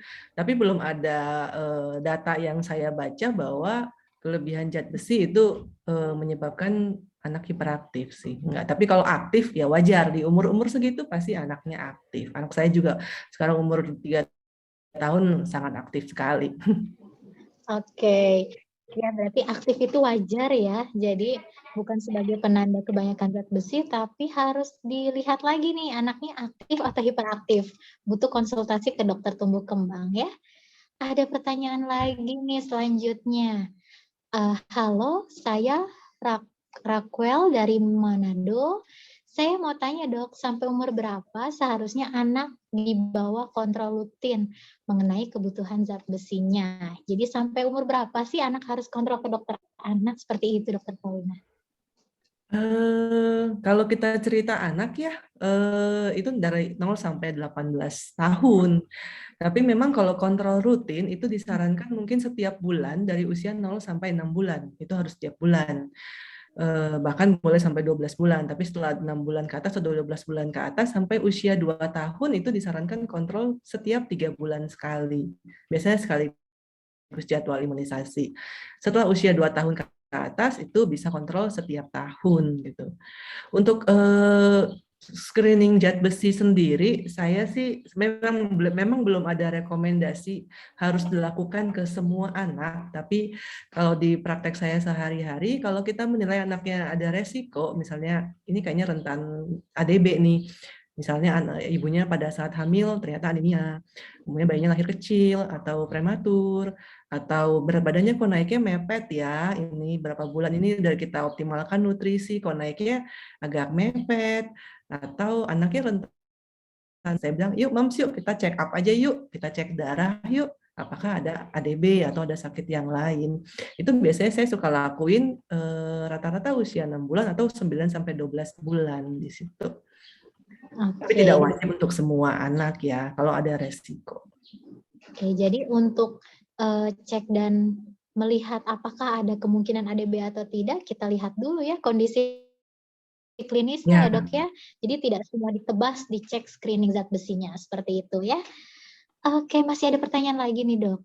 Dari Ayuni Wulan dari Banten, di masa COVID ini apakah amat mempengaruhi kebutuhan zat besi seseorang, khususnya bagi penyintas COVID? Ini agak bingung juga ya pertanyaannya untuk ke siapa ya dok ya? Oke, mungkin boleh dijawab oleh Dr. Edwin. Jika ibu hamil penyintas COVID tetap minum zat besi atau tidak? Atau sebaliknya untuk Dr. Paulina, penyintas COVID pada bayi perlu atau tidak zat besi? Seperti itu dok. Mungkin Dr. Paulina terlebih dahulu. Bayi penyintas COVID ya? Ya. Sama aja sih dengan bayi biasa, maksudnya kalau pada saat sedang sakit mungkin kita tidak beri, saat dia sedang positif COVID dan masih bergejala, kita tidak berikan zat besi, tapi setelah dia sembuh dari COVID-nya, kita bisa berikan suplementasi zat besi. Hampir sama sih. Oke. Terima kasih Dr. Paulina. Untuk Dr. Edwin, penyintas pada ibu hamil, apakah mempengaruhi kebutuhan zat besinya dok? Oke, ya jadi kebutuhan zat besi pada ibu hamil tetap tinggi terlepas kena COVID atau tidak. Jadi kalau kena COVID bukan berarti lalu jadi tinggi terus HB-nya ya, nggak ada hubungannya. Jadi tetap konsumsi zat besinya, kebutuhannya sesuai dengan biasanya. Anjurannya. Oke, jadi dosisnya tetap sama ya, mau penyintas atau nggak pernah kena COVID. Yang terpenting mungkin kalau saat COVID-nya dok, bagaimana dok? Zat besinya perlu dilanjut atau di hold dulu seperti anak kecil dok? Nah, tetap kalau dia kehamilan sebaiknya tetap dilanjutkan ya, karena pada saat kehamilan umumnya kalau sampai terjadi gangguan ISPA itu ya, atau infeksi saluran pernafasan atas atau gangguan pernafasan pada COVID, ya tentu jumlah HB yang cukup akan sangat penting untuk menghantarkan oksigen kepada bayi ya. Jadi jangan sampai bayinya kekurangan oksigen.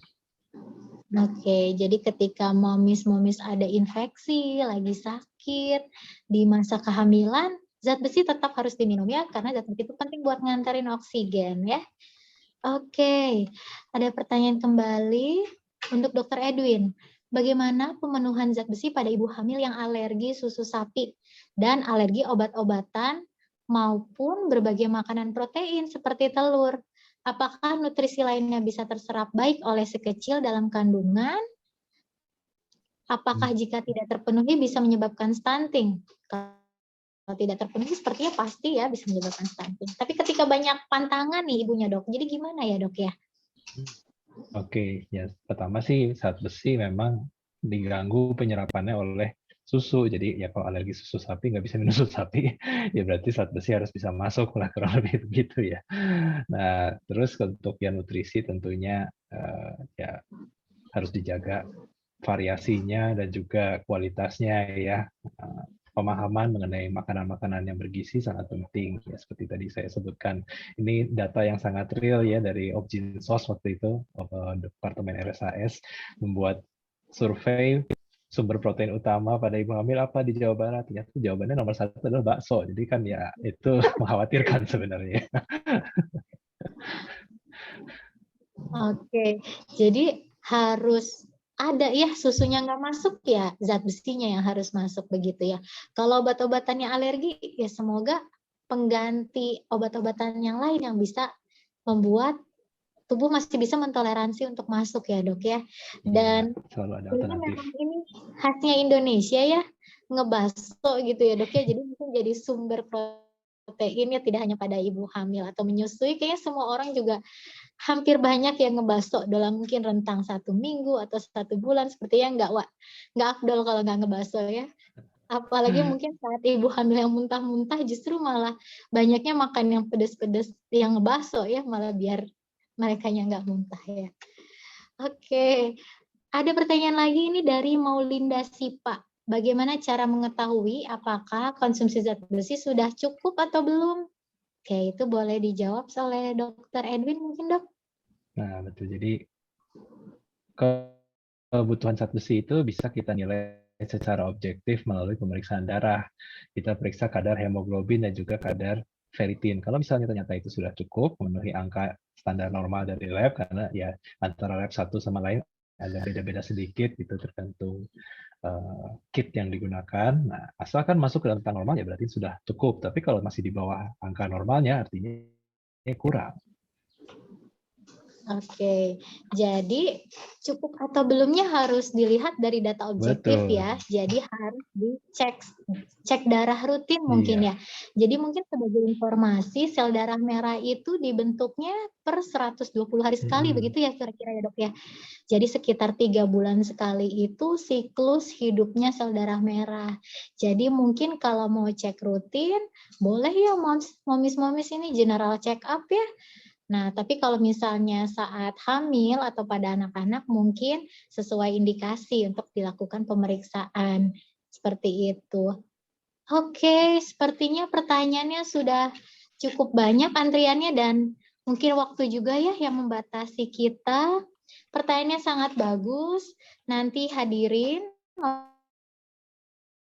semuanya jangan undur diri dulu, masih banyak kejutannya, door prize-nya siapa nanti yang mendapatkan kesempatan mendapatkan e-wallet senilai 500.000 dan juga voucher dari K24.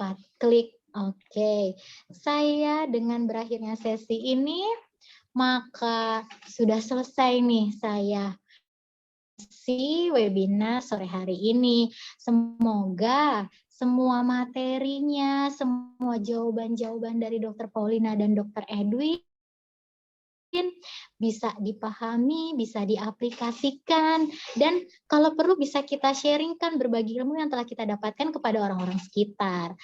Oke, text point of moderatornya untuk hari ini adalah bahwa ADB ini merupakan masalah yang sering terjadi di Indonesia, mau pada ibu hamil atau pada anak-anak, itu semuanya tinggi angka kejadiannya, sehingga sekarang kita harus aware ya, harus mulai meningkatkan kesadaran kebutuhan zat besi itu penting pada bayi, terutama 1000 hari pertama kehidupan, pada ibu hamil karena dampaknya pada ibu sendiri dan pada janinnya nantinya, dan banyak makanan yang bisa meningkatkan zat besi. Dan kalau misalnya ada indikasi kekurangan zat besi, suplementasi zat besi itu perlu, karena ketika kita anemia defisiensi besi, tidak hanya makanan yang kita perlukan, suplementasi dibutuhkan untuk mengejar ketertinggalan zat besinya. Oke, ternyata sesi ini akan kita pindahkan nih sepertinya ke Mbak Neta. Terima kasih banyak telah memberikan ilmunya Dr. Paulina. Terima kasih banyak Dr. Edwin telah berbagi ilmu pada siang menuju sore hari ini. Saya dan Dr. Paulina, Dr. Edwin undur diri. Terima kasih. Salam sehat semuanya mamis-mamis. Kita kembalikan ke Mbak Neta ya. Selamat sore. Oke, terima kasih banyak Dr. Santi, Dr. Edwin, Dr. Paulina, serta Mam Rahma. Tadi seru banget ya sesi talk show-nya. Sampai-sampai pertanyaan tuh ada beberapa yang nggak dijawab loh, tapi nggak apa-apa ya Mamis ya. Baiklah, selanjutnya kita akan mendengar sharing bintang tamu kita pada webinar kali ini yang pastinya para Mamis sudah kenal, yaitu Ibu Mona Ratuliu. Tentu saja dengan pengalamannya mengasuh sang buah hati, terutama perihal asupan zat besi, menjadi pengalaman dari Mami semuanya mungkin ya. Halo Ibu Mona, apa kabar? Halo Ibu Mona.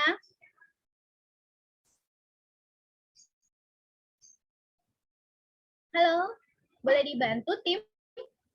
Nah, ini dia, cantik sekali.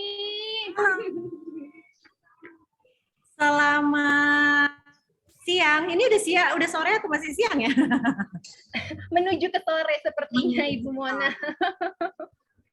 Gimana?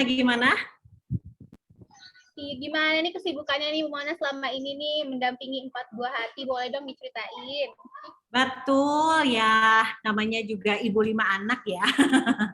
Jadi 4 anak sih ya, sebenarnya 4 anak, tapi ada 1 ponakan yang sekarang ikutan tinggal sama kita di rumah, Mbak Neta. Jadi ini bisa dibilang 5 anak ya. Jadi ya sibuk ya sama seperti kesibukan sebelum pandemi, cuma sekarang online aja ya, kayak sekarang ya. Terus aku juga lagi memperbaharui buku aku yang pertama. Aku kan ada 2 buku parenting ya, cuma buku pertamanya nih udah habis cetak, jadi kita lagi coba memperbaharui dengan cerita-cerita baru. Udah gitu ditambah lagi pastinya mengasuh dan mendidik 5 anak-anakku nih. Mudah-mudahan waktunya 24 jam cukup ya. Kayaknya kalau untuk ibu tuh 24 jam nggak cukup deh, Bu Mona. Untuk seorang ibu. Sebenarnya kalau untuk ibu kan 24 jam nggak cukup ya. Ada aja gitu. Apalagi anak-anak nih. Jadi dari mulai dampingin anak-anak sekolah online tuh ada yang nangis kan 1. Nggak apa-apa, itu suara-suara malaikat itu. Ya, bonus deh ya buat acara hari ini. Jadi dari mulai dampingin anak-anak ada yang sekolah online, terus juga si kakak nih ada yang udah mulai kuliah loh anakku, dampingin dia nih ya kan. Terus belum lagi Numa yang sekarang usianya baru mau 2 tahun tuh yang lagi nangis. Terus sama satu lagi ada ponakan yang ikut tinggal sama aku usianya 8 bulan. Jadi ya berusaha ngedampingin mereka sebaik mungkin.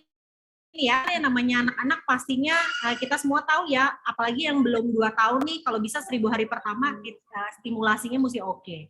Pemenuhan nutrisinya juga mesti oke. Udah gitu yang aku tambahin lagi nih untuk anak-anakku yang lain juga ya, yang udah besar-besar, yang penting kita komunikasinya juga baik gitu ya. Karena buat mereka-mereka yang sudah bisa berkomunikasi, kita kan berharapnya apa yang mereka keluhkan, apa yang mereka rasakan, misalnya itu sampai ya ke kita sebagai orang tua supaya kita bisa mencarikan solusi buat mereka. Wow, ini luar biasa banget ya. Kesibukannya padat, perannya sebagai ibu padat dengan 5. Bukan 4 tapi 5. Bukan 4 tapi 5. Lagi nambah 1. Luar biasa banget ini. Boleh dong sedikit di-sharing ke mami-mami semuanya. Ini tentang kebutuhannya dari yang paling besar sampai yang kecil. Ini kan pasti berbeda-beda nih, Bu Mona. Boleh diceritakan? Kebutuhannya ya pastinya beda-beda, kebutuhan stimulasinya juga beda-beda. Misalnya Numa sekarang tuh lagi kayaknya sedang mengolah kosakata ya. Jadi udah mulai banyak vocab atau kata-kata yang dia tahu sekarang, tapi belum bisa disambung-sambungin nih sama dia nih ya. Baru satu kata aja, dia mau makan bilangnya makan gitu ya. Kalau mau minum bilangnya minum, jadi belum bisa bilang aku mau minum. Gitu ya. Jadi sekarang lagi coba distimulasi untuk supaya bisa membentuk kalimat nih gitu. Kalau Balin yang paling kecil itu yang umur 8 bulan sekarang lagi baru mau mulai belajar merangkak. Jadi stimulasinya masih fisik ya. Terus tapi kalau kayak Nala itu kan umurnya mau 10 tahun. Itu hampir menstruasi tuh karena Mima anakku yang pertama waktu itu menstruasinya umurnya kalau nggak 10 tahun 11 tahun ya. Terus Raka sekarang mulai masuk preteen, umurnya sebentar lagi 13 tahun gitu. Terus Mima sekarang lagi banyak curhat ya, umur 18 tahun gitu. Jadi memenuhi kebutuhan mereka beda-beda. Mungkin untuk Numa dan Balin waktuku untuk mereka tuh mesti lebih banyak ya. Namanya juga ngasih perhatian buat baby-baby nih. Cuma kalau buat kakak-kakaknya mungkin nggak selalu ya. Maksudnya aku nggak harus selalu hadir, tapi di saat mereka butuh, aku pastikan aku ada. Oke, deh. Ini banyak banget ya berarti kecukupan kebutuhannya sih anak-anak banyak banget ini. Banyak sekali. Berarti butuh ekstra tenaga tentunya ya. Ekstra tenaga bisa dibilang begitu. Mental juga ya. Ibu-ibu bener nggak ibu-ibu? Betul, apalagi sekarang ini semuanya pada di rumah. Betul. Gitu. Jadi memang stimulasinya beda-beda, kita juga mesti siap ya, walaupun siap nggak siap ya ibu-ibu ya, misalnya kadang-kadang dampingin mereka sekolah online ya, siap nggak siap jadi guru buat mereka ya, tapi harus siap ya. Boleh nih sedikit diceritain dong ke kita nih, gimana cara untuk memastikan kecukupan zat besinya nih dari yang terkecil sampai yang terbesar semua, 5-5-nya. Iya, sebenarnya kalau ngomongin tentang kebutuhan nutrisi ya, kebutuhan nutrisi terutama kita ngomongin zat besi ya, tadi aku juga sempat dengerin ya, sebenarnya nggak mudah ya, terutama buat anak-anak yang kecil-kecil nih, buat Numa, buat Balin yang porsi makannya juga masih porsi kecil, kadang-kadang juga GTM, kadang mau makan semangat banget, tapi kadang-kadang kalau lagi nggak mau makan ya nggak mau makan gitu ya, tapi kan tetap aja ya kita sebagai ibu tuh terus ingin berusaha memenuhi kebutuhan nutrisinya anak-anak ya gitu. Tapi bukan berarti kebutuhan nutrisi yang gede-gede nggak dipikirin, tetap sama aja kita juga tetap mikirin kebutuhan nutrisinya si kakak-kakaknya nih gitu. Cuma akhirnya aku ngerasa kayaknya kita butuh asupan zat besi nih gitu ya. Aku sebagai ibu ngerasa anak-anak nih semua keluarga butuh asupan zat besi. Nah, makanya aku kan sama keluarga udah lama pakai Sangobion, udah pada cobain belum? Ini kan produk lama banget ya. Hah? Mbak Neta udah cobain Sangobion? Aku sudah. Iya, ini kan bukan produk baru ya. Ini produk yang udah lama dipakai sama keluarga Indonesia, termasuk sama keluarga aku juga gitu. Jadi buat parents di sini nggak usah khawatir, nggak usah takut mengkonsumsi ini. Terus karena biasanya kan ada rasa aftertaste zat besinya, jangan khawatir karena dengan Sangobion kapsul nih misalnya ya, ini mengandung aroma coklat vanila. Meminimalisir terjadinya rasa atau aftertaste zat besinya itu sendiri. Nah, aku udah cobain. Nah, kalau aku sendiri, aku tuh sebenarnya lagi senang konsumsi Sangobion Vitatonic yang sirup. Nah, ini kan ada rasa cranberry-nya. Nah, ini tuh favorit aku dan favoritnya Mima, anakku yang paling besar, yang remaja gitu. Itu favorit banget nih untuk kita. Nah, untuk rumah, untuk Balin itu masih menggunakan Sangobion Baby. Jadi jangan khawatir untuk memenuhi kebutuhan zat besi, Sangobion punya berbagai macam produk gitu ya, yang bukan cuma oke buat anak-anak, tapi buat kita juga nih, buat ayahnya, buat ibunya atau kakak-kakaknya yang besar, produknya semuanya lengkap dan tersedia buat kita. Wow, luar biasa banget ini. Sangobion ternyata mendukung perkembangan anak-anak dan juga produktivitas Ibu Mona dan pasangan tentunya ya. Nah, mami semua di sini pada penasaran nih Sangobion ini apa sih? Nah, kebetulan di sini ada perwakilan dari Sangobionnya, itu Mbak Cia. Halo Mbak Cia, selamat Jadi siang. lebih lengkap lagi ya penjelasannya ya. Kita betul. Lagi ya. Halo Mbak Mona dan Mbak Neta. Hai Mbak. Ketemu lagi. Cantik banget batiknya. Batik merah. Batik merah. Kayak kabar baik semua ya, fresh gitu ya, segar, tidak pucat-pucat ya, kita generasi anti pucat karena zat kan besinya pemenuhan zat besinya baik nih di keluarga. Kan suka lihat anak-anakku di story tuh Mbak, bisa dicek ya. Cakep banget nih. Ya gimana Mbak Neta, kabarnya nih Mbak Neta? Alhamdulillah aku baik juga, walaupun lelah juga ngurus 3. Baru 1, Mbak Neta 3, Mbak Mona 5, masih fresh nih ya, luar biasa. Banyak yang mesti kita pelajari dari Mbak Mona ternyata ya Mbak Neta ya. Betul, betul. Ya walaupun pokoknya ibu-ibu sesibuk apapun gitu ya, jangan sampai melewatkan tumbuh kembangnya anak-anak ya, terutama nutrisinya itu ya Mbak ya.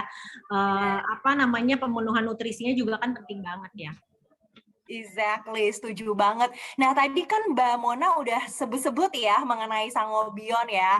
Sekeluarga nih, keluarga anak 5, kemudian ada Mbak Mona, ada suami juga, semua pengguna atau konsumsinya adalah Sangobion. Tadi Mbak Mona lagi cerita mengenai Sangobion yang sirup, Vitatonic, dan sebelumnya juga ada yang Sangobion kapsul. Nah, kalau kapsul suamiku tuh Mbak yang suka, karena kan praktis ya, Betul. mudah dibawa kemana-mana ya. Nah kalau aku syuting mesti keluar juga aku bawanya yang kapsul. Tapi kalau di rumah, aku suka banget yang Vitatronic ya.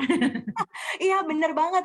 Nah tadi kan apa namanya banyak nih kalau aku lihat di chat gitu ya, mami-mami tuh bilang kalau misalkan konsumsi suplemen besi itu tuh nggak enaknya adalah rasanya gitu kan.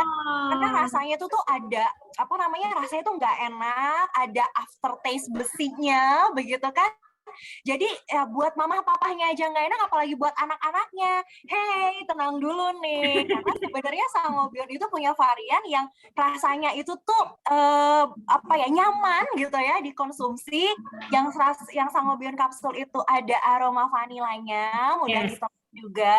Dan kalau Sangobion Vitatonic itu rasanya rasa cranberry, seger-seger gitu ya Mbak Mona ya. Benar. Jadi dicobain dulu. Aku juga sempat pernah mengalami sih pengalaman dari mam semuanya yang ada di sini ya. Aku sadar sendiri sih sebenarnya kalau memang aku perlu memenuhi kebutuhan zat besi ya, terutama waktu hamil tuh Mbak ya kan. Pernah juga tuh icip suplemen zat besi yang aftertaste-nya memang ya sih jadinya enak ya kita ya, apalagi buat ibu hamil ya. Nah udah mual tambah mual gitu.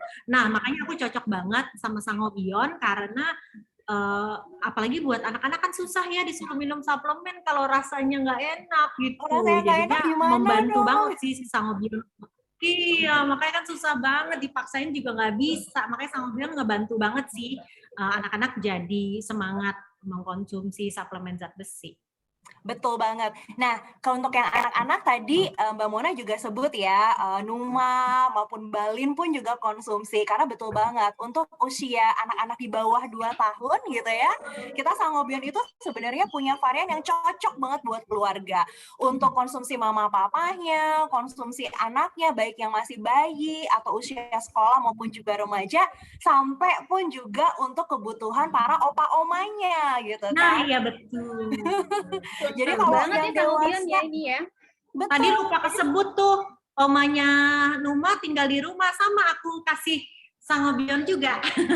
Betul banget, betul. Karena tadi di presentasi Dr. Erwin juga dijelaskan ya bahwa sebetulnya kebutuhan zat besi itu tuh nggak cuman buat perempuan aja gitu ya, tapi dari bayi gitu ya, mulai dari usia 4 bulan bisa diberikan sampai juga kepada usia lansia atau untuk opa-omanya. Nah, untuk anak-anak gimana dong? Kan kalau kapsul anak-anak susah gitu kan ya, apalagi usia 2 tahun ke bawah gitu kan ya, masih umur 4 bulan, 8 bulan kayak Balin gitu kan ya.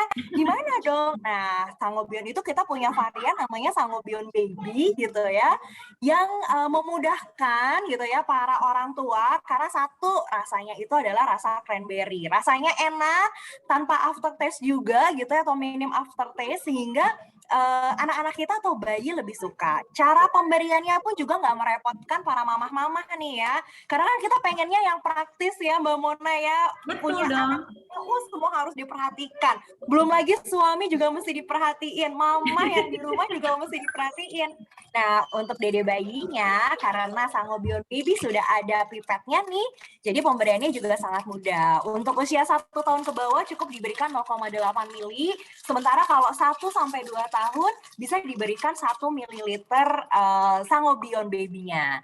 Dan ini setiap mililiternya mengandung elemental iron gitu ya, tadi sempat disebut juga mengenai elemen besi gitu ya. Dr. Santi sebagai moderator juga sempat sebut juga.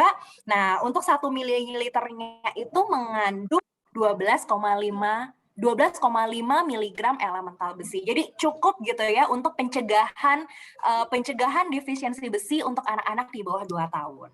Nah, gimana dong kalau misalkan untuk anak-anak di atas 2 tahun gitu ya, apalagi usia sekolah. Apalagi di ini usia-usia 2 tahun ke atas gitu ya, adalah usia-usia kalau kita ngeliat anak-anak, aduh kenapa ya nih anak lemes gitu kan ya, atau nggak konsentrasi, terus anak-anaknya kita omelin, wah tar dulu nih moms, jangan-jangan sebenarnya ternyata anak-anak kita kekurangan mikronutrien, yaitu zat besi. Nah, untuk mencegahnya bagaimana? Tentunya konsultasi juga dengan dokter gitu ya, kira-kira anak ini ada apa gitu kan. Nah, selain itu juga apabila perlu bisa diberikan Sangobion Kids. Nah, Sangobion Kids ini nggak cuma mengandung zat besi aja nih ya, moms ya, tapi juga mengandung vitamin B kompleks gitu kan, yang bermanfaat gitu kan untuk masa pertumbuhannya, terutama apabila ada keadaan anemia. Begitu. Lengkap tuh kan. Nah, lengkap terus tadi banget ya Sangobion. Iya, nah terus nih barusan aku agak apa namanya pertanyaan mataku sedikit melirik gitu ya ke kolom chat begitu kan, terus ada yang nanya, ini kalau misal apa yang ada rasanya nggak sih yang drop itu? Nah betul banget, rasa itu penting ya moms Iya ya. memang, kan kita juga pusing loh Mbak kalau ngasih anak suplemen zat besi terus rewel terus kita mesti kasih terus juga kan kitanya juga bingung gitu. Bener banget, bener banget. Jadi kalau kalau anak-anak itu kan sebenarnya mereka juga sudah tahu rasa ya. Kalau rasa Iya. yang gak enak pun juga mereka lebih cenderung untuk melepeh gitu kan Iya, ya. Dan betul. kalau udah lepeh yang pusing siapa ya? Momsnya sendiri gitu kan ya. Nah, jangan khawatir karena kedua Sangobion Baby dan Sangobion Kids ini sudah dengan rasa buah-buahan yang enak sehingga disukai juga nih sama anak-anak. Mungkin kalau misalkan mau di sini penasaran gitu ya rasanya seperti apa, gampang banget. Bisa langsung pesen beli aja gitu ya di apotek langganan terdekat atau di e-commerce gitu ya, di e-commerce kesayangannya moms di sini, mau yang warnanya oranye, mau yang warnanya hijau atau warna lainnya, langsung aja cari PNG ya. PNG ini kalau inget PNG mungkin inget Pantene kali ya kalau ibu gitu kan. Tapi ya kita memang satu rumah gitu kan. Ya, aja satu rumah sama Pantene sama Doni. Nah, nanti moms bisa langsung cari Sangobion. Sangobion Baby atau Sangobion Kids yang diperlukan untuk anak-anak.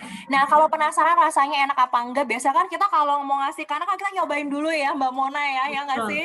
Nah, moms boleh cobain dulu gitu kan dan rasakan juga rasanya enak sehingga anak-anak pun juga bisa lebih suka terhadap suplemen besi dari Sangobion ini. Begitu Mbak Neta. Waduh, ini sepertinya Mami sudah mulai buru-buru nih colek-colek Pak Sunya. Pak Su cepetan dong beliin aku Sangobion ini buat anak nih. Tadi udah sedikit kilik-kilik nih sama Mbak Cia sama Mbak Mona. Jadi pengen cepet-cepet datang ke marketplace tentunya. Pak Su akan senang-senang aja kok kalau yang dibelanjain mamisnya bermanfaat buat keluarga, bener gak sih? Nah, jadi kalau kita marketplace, terus follownya PNG itu, jangan khawatir ya Pak Su, itu pasti produk-produknya buat keluarga, bukan buat mami sendiri kok. Bener banget.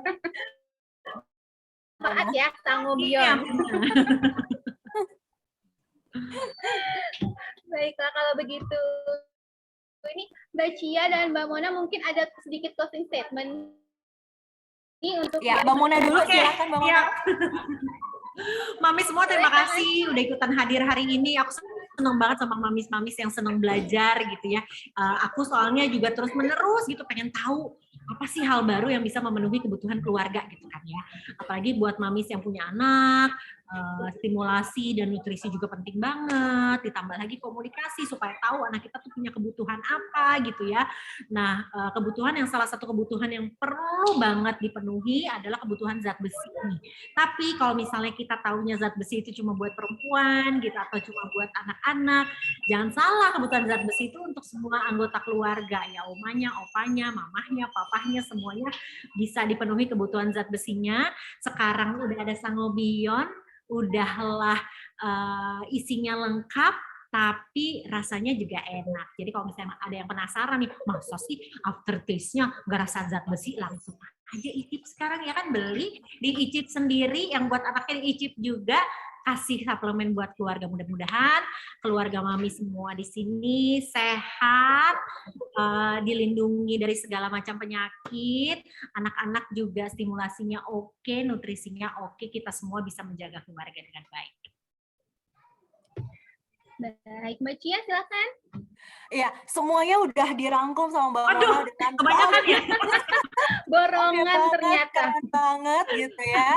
Mungkin aku tambahin, aku sebagai ibu kali ya, bukan hanya sebagai dari Sangobion begitu kan, aku juga sebagai ibu gitu kan, aku juga sebagai orang tua yang memantau kesehatan anak dan juga orang tua yang ingin masa depan anak itu menjadi baik begitu ya, masa depan yang cerah. Nah, oleh karena itu salah satu yang bisa aku lakukan tentunya adalah memastikan pemenuhan nutrisinya. Salah satunya adalah Sangobion. Dan dengan pemberian zat besi yang aku percaya begitu ya, ini pun juga bisa mendukung tumbuh kembang anakku gitu kan, dan juga aku juga berharap juga mendukung tumbuh kembang anak-anak mom semua juga untuk masa depan Indonesia yang tentunya juga lebih cerah dan lebih baik di masa depan mereka. Mungkin itu sih dari aku, Mbak Neta. Silakan, Mbak. Oke, baik. Untuk mamis yang punya pertanyaan tentang Sangobion Baby and Kids bisa langsung aja tanya-tanya di Instagramnya ya, yaitu @sangobion4life, @sangobion4life. Terima kasih banyak ya untuk Mbak Cia, Ibu Mona atas waktu dan sharing sessionnya pada siang hari ini. Bermanfaat banget semuanya. Salam untuk anak-anak di rumah ya. Sehat selalu ya Mbak Cia, Ibu Mona. Sehat selalu. Terima kasih. Baik, kalau begitu ini tadi seru banget nih topik pembahasannya nih sampai nggak terasa di penghujung acara. Nah, kalau udah di penghujung acara berarti tiba saatnya Neta untuk membacakan pemenang. Nah, ini dia pemenang. Siapakah yang akan beruntung untuk mendapatkan saldo e-wallet? Boleh dibantu tim? Dan nama pemenangnya ditampilkan di layar ya. Nah, ini dia. Selamat untuk yang pertama, Mom Mary Widiatmika di Medan. Lalu yang kedua, Mom Sheila Ayu di Jakarta Timur. Yang ketiga, Mom Upa di Jakarta. Yang nomor 4, Mom Salana di Bandung. Dan nomor 5, Mom Septina Veronica di Purwokerto. Jangan lupa di screenshot ya. Nanti untuk diklaim di tim sharing Mom Baby tentunya. Wow, luar biasa sekali. Selamat ya Mamis ya. Masing-masing berhak mendapatkan saldo e-wallet sebesar Rp100.000. Luar biasa ya. Baiklah kalau begitu. Nah, ini sudah ada di layar ini. Pemenang hadiah e-voucher K24 klik sebesar Rp100.000. Ada Mam Syabi Uli, Mam Mulyani, Mam Nurul Kausar, Mam Farhanisa Asmi, Mam Silmi Mawadah. Lalu screenshot yang Mami semua ya. Selanjutnya operator bisa tolong dibantu.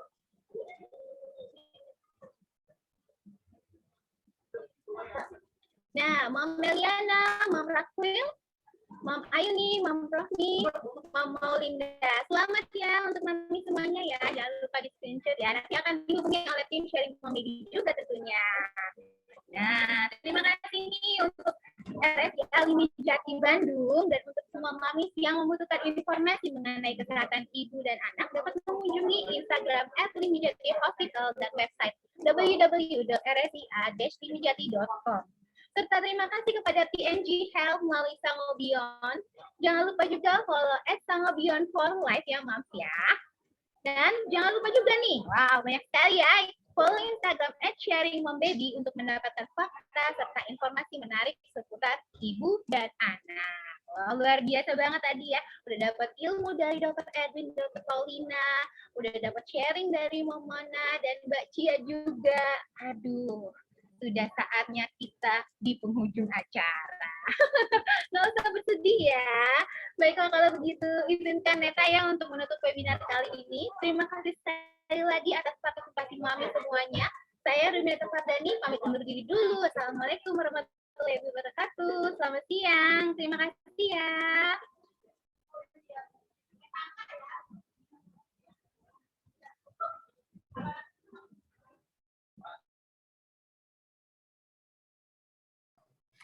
Terima kasih Mbak Neta. Terima kasih tim sharing Mom Baby. Terima kasih semua Mami. Terima kasih Dr. Edwin, Ibu Mona, Mbak Cia, terima kasih banyak. Ya, thank you Dr. Santi, Dr. Edwin, Dr. Pauline, Mbak Mona. Sama-sama, terima kasih Mbak Cia, terima kasih banyak semuanya. Senang bisa sharing hari ini. Terima kasih kesempatannya. Ya. Kita foto dulu yuk. Boleh kita foto dulu yuk. Ya, foto dulu ya. Foto ya. Aduh, saya lagi di jalan. Gak apa-apa, Dok.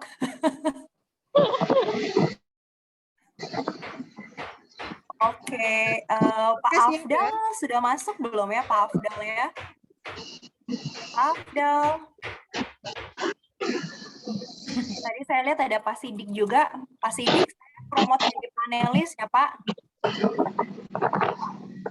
Oke, baik. Nah, Pak Afdal boleh open cam Pak.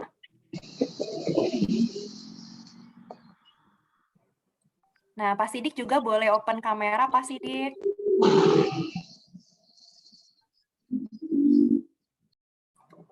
Wah, mantap Pak Sidik lagi di mana nih? Oke, Pak Afdal boleh open kamera Pak Afdal?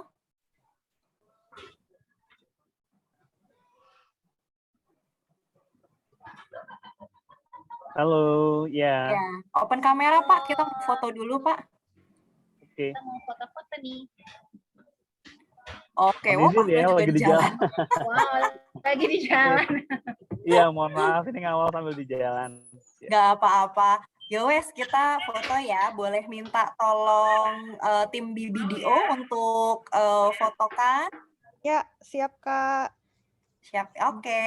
Nah, Babain dong. oh iya, siap. 1, 2, senyum.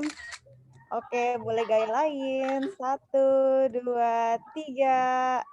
Ye, baik. Terima kasih. Terima kasih sekali Terima lagi kasih semuanya. Mbak Neta, tim sharing mobility. Terima kasih. Ternyata Limi Yati ya, sebutnya ya bukan Limi Jati ya, dari Rumah Sakit Limi Yati, Pak Sidik, Dr. Edwin, Dr. Paulina, dan juga Dr. Santi. Thank you banget, Mbak Mona, thank you banget untuk sharingnya luar biasa. Dan Mbak Mona dapat salam dari bos saya, Pak Holger. Wah, salam kembali. Oke, sehat-sehat semua ya. Sampai kita bertemu kembali. Mudah-mudahan nextnya kita bisa ketemu live nih, bisa ketemu langsung. Iya betul. Yuk bikin acara live yuk. Kangen banget loh aku. Ya, mudah-mudahan deh ya habis Lebaran ya, kalau situasinya sudah lebih baik ya, Dokter Edwin ya. Iya. Kita bisa bikin live. Senang banget kerjasamanya. Semoga kita bisa continue lagi ya semuanya ya. Oke, sehat-sehat selalu dan Sehat selamat melanjutkan semuanya. aktivitas. Terima kasih. Sehat dong. Salam untuk Sampai ketemu. Terima kasih semuanya. Terima kasih semuanya. Dokter, terima kasih Dr. Edwin, Terima Dr. kasih. Paulina. Ya, Dr. terima Santi. kasih Pak Afdal. Sama-sama. Makasih Mbak Cia. Thank you, Semuanya. Pak Afdal.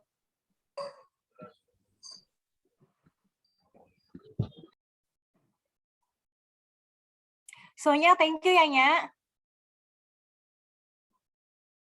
Nya, woi. Sonya. Oke, aku leave ya. Thank you ya, tim. Thank you, Mbak Cia. Yo.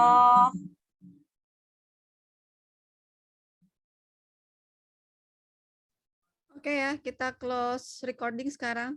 Kak, jangan lupa reportnya ya Kak, insight-nya. Oke, nanti kita cek dulu ya. Kita stop Iya. recording dulu. Oke, thank you. Kak, terima kasih banyak. Thank you. Tim sharing Thank you Mambeki. semua. Terima kasih banyak. Bye-bye. Semoga kita bisa lanjut kerjasama selanjutnya ya.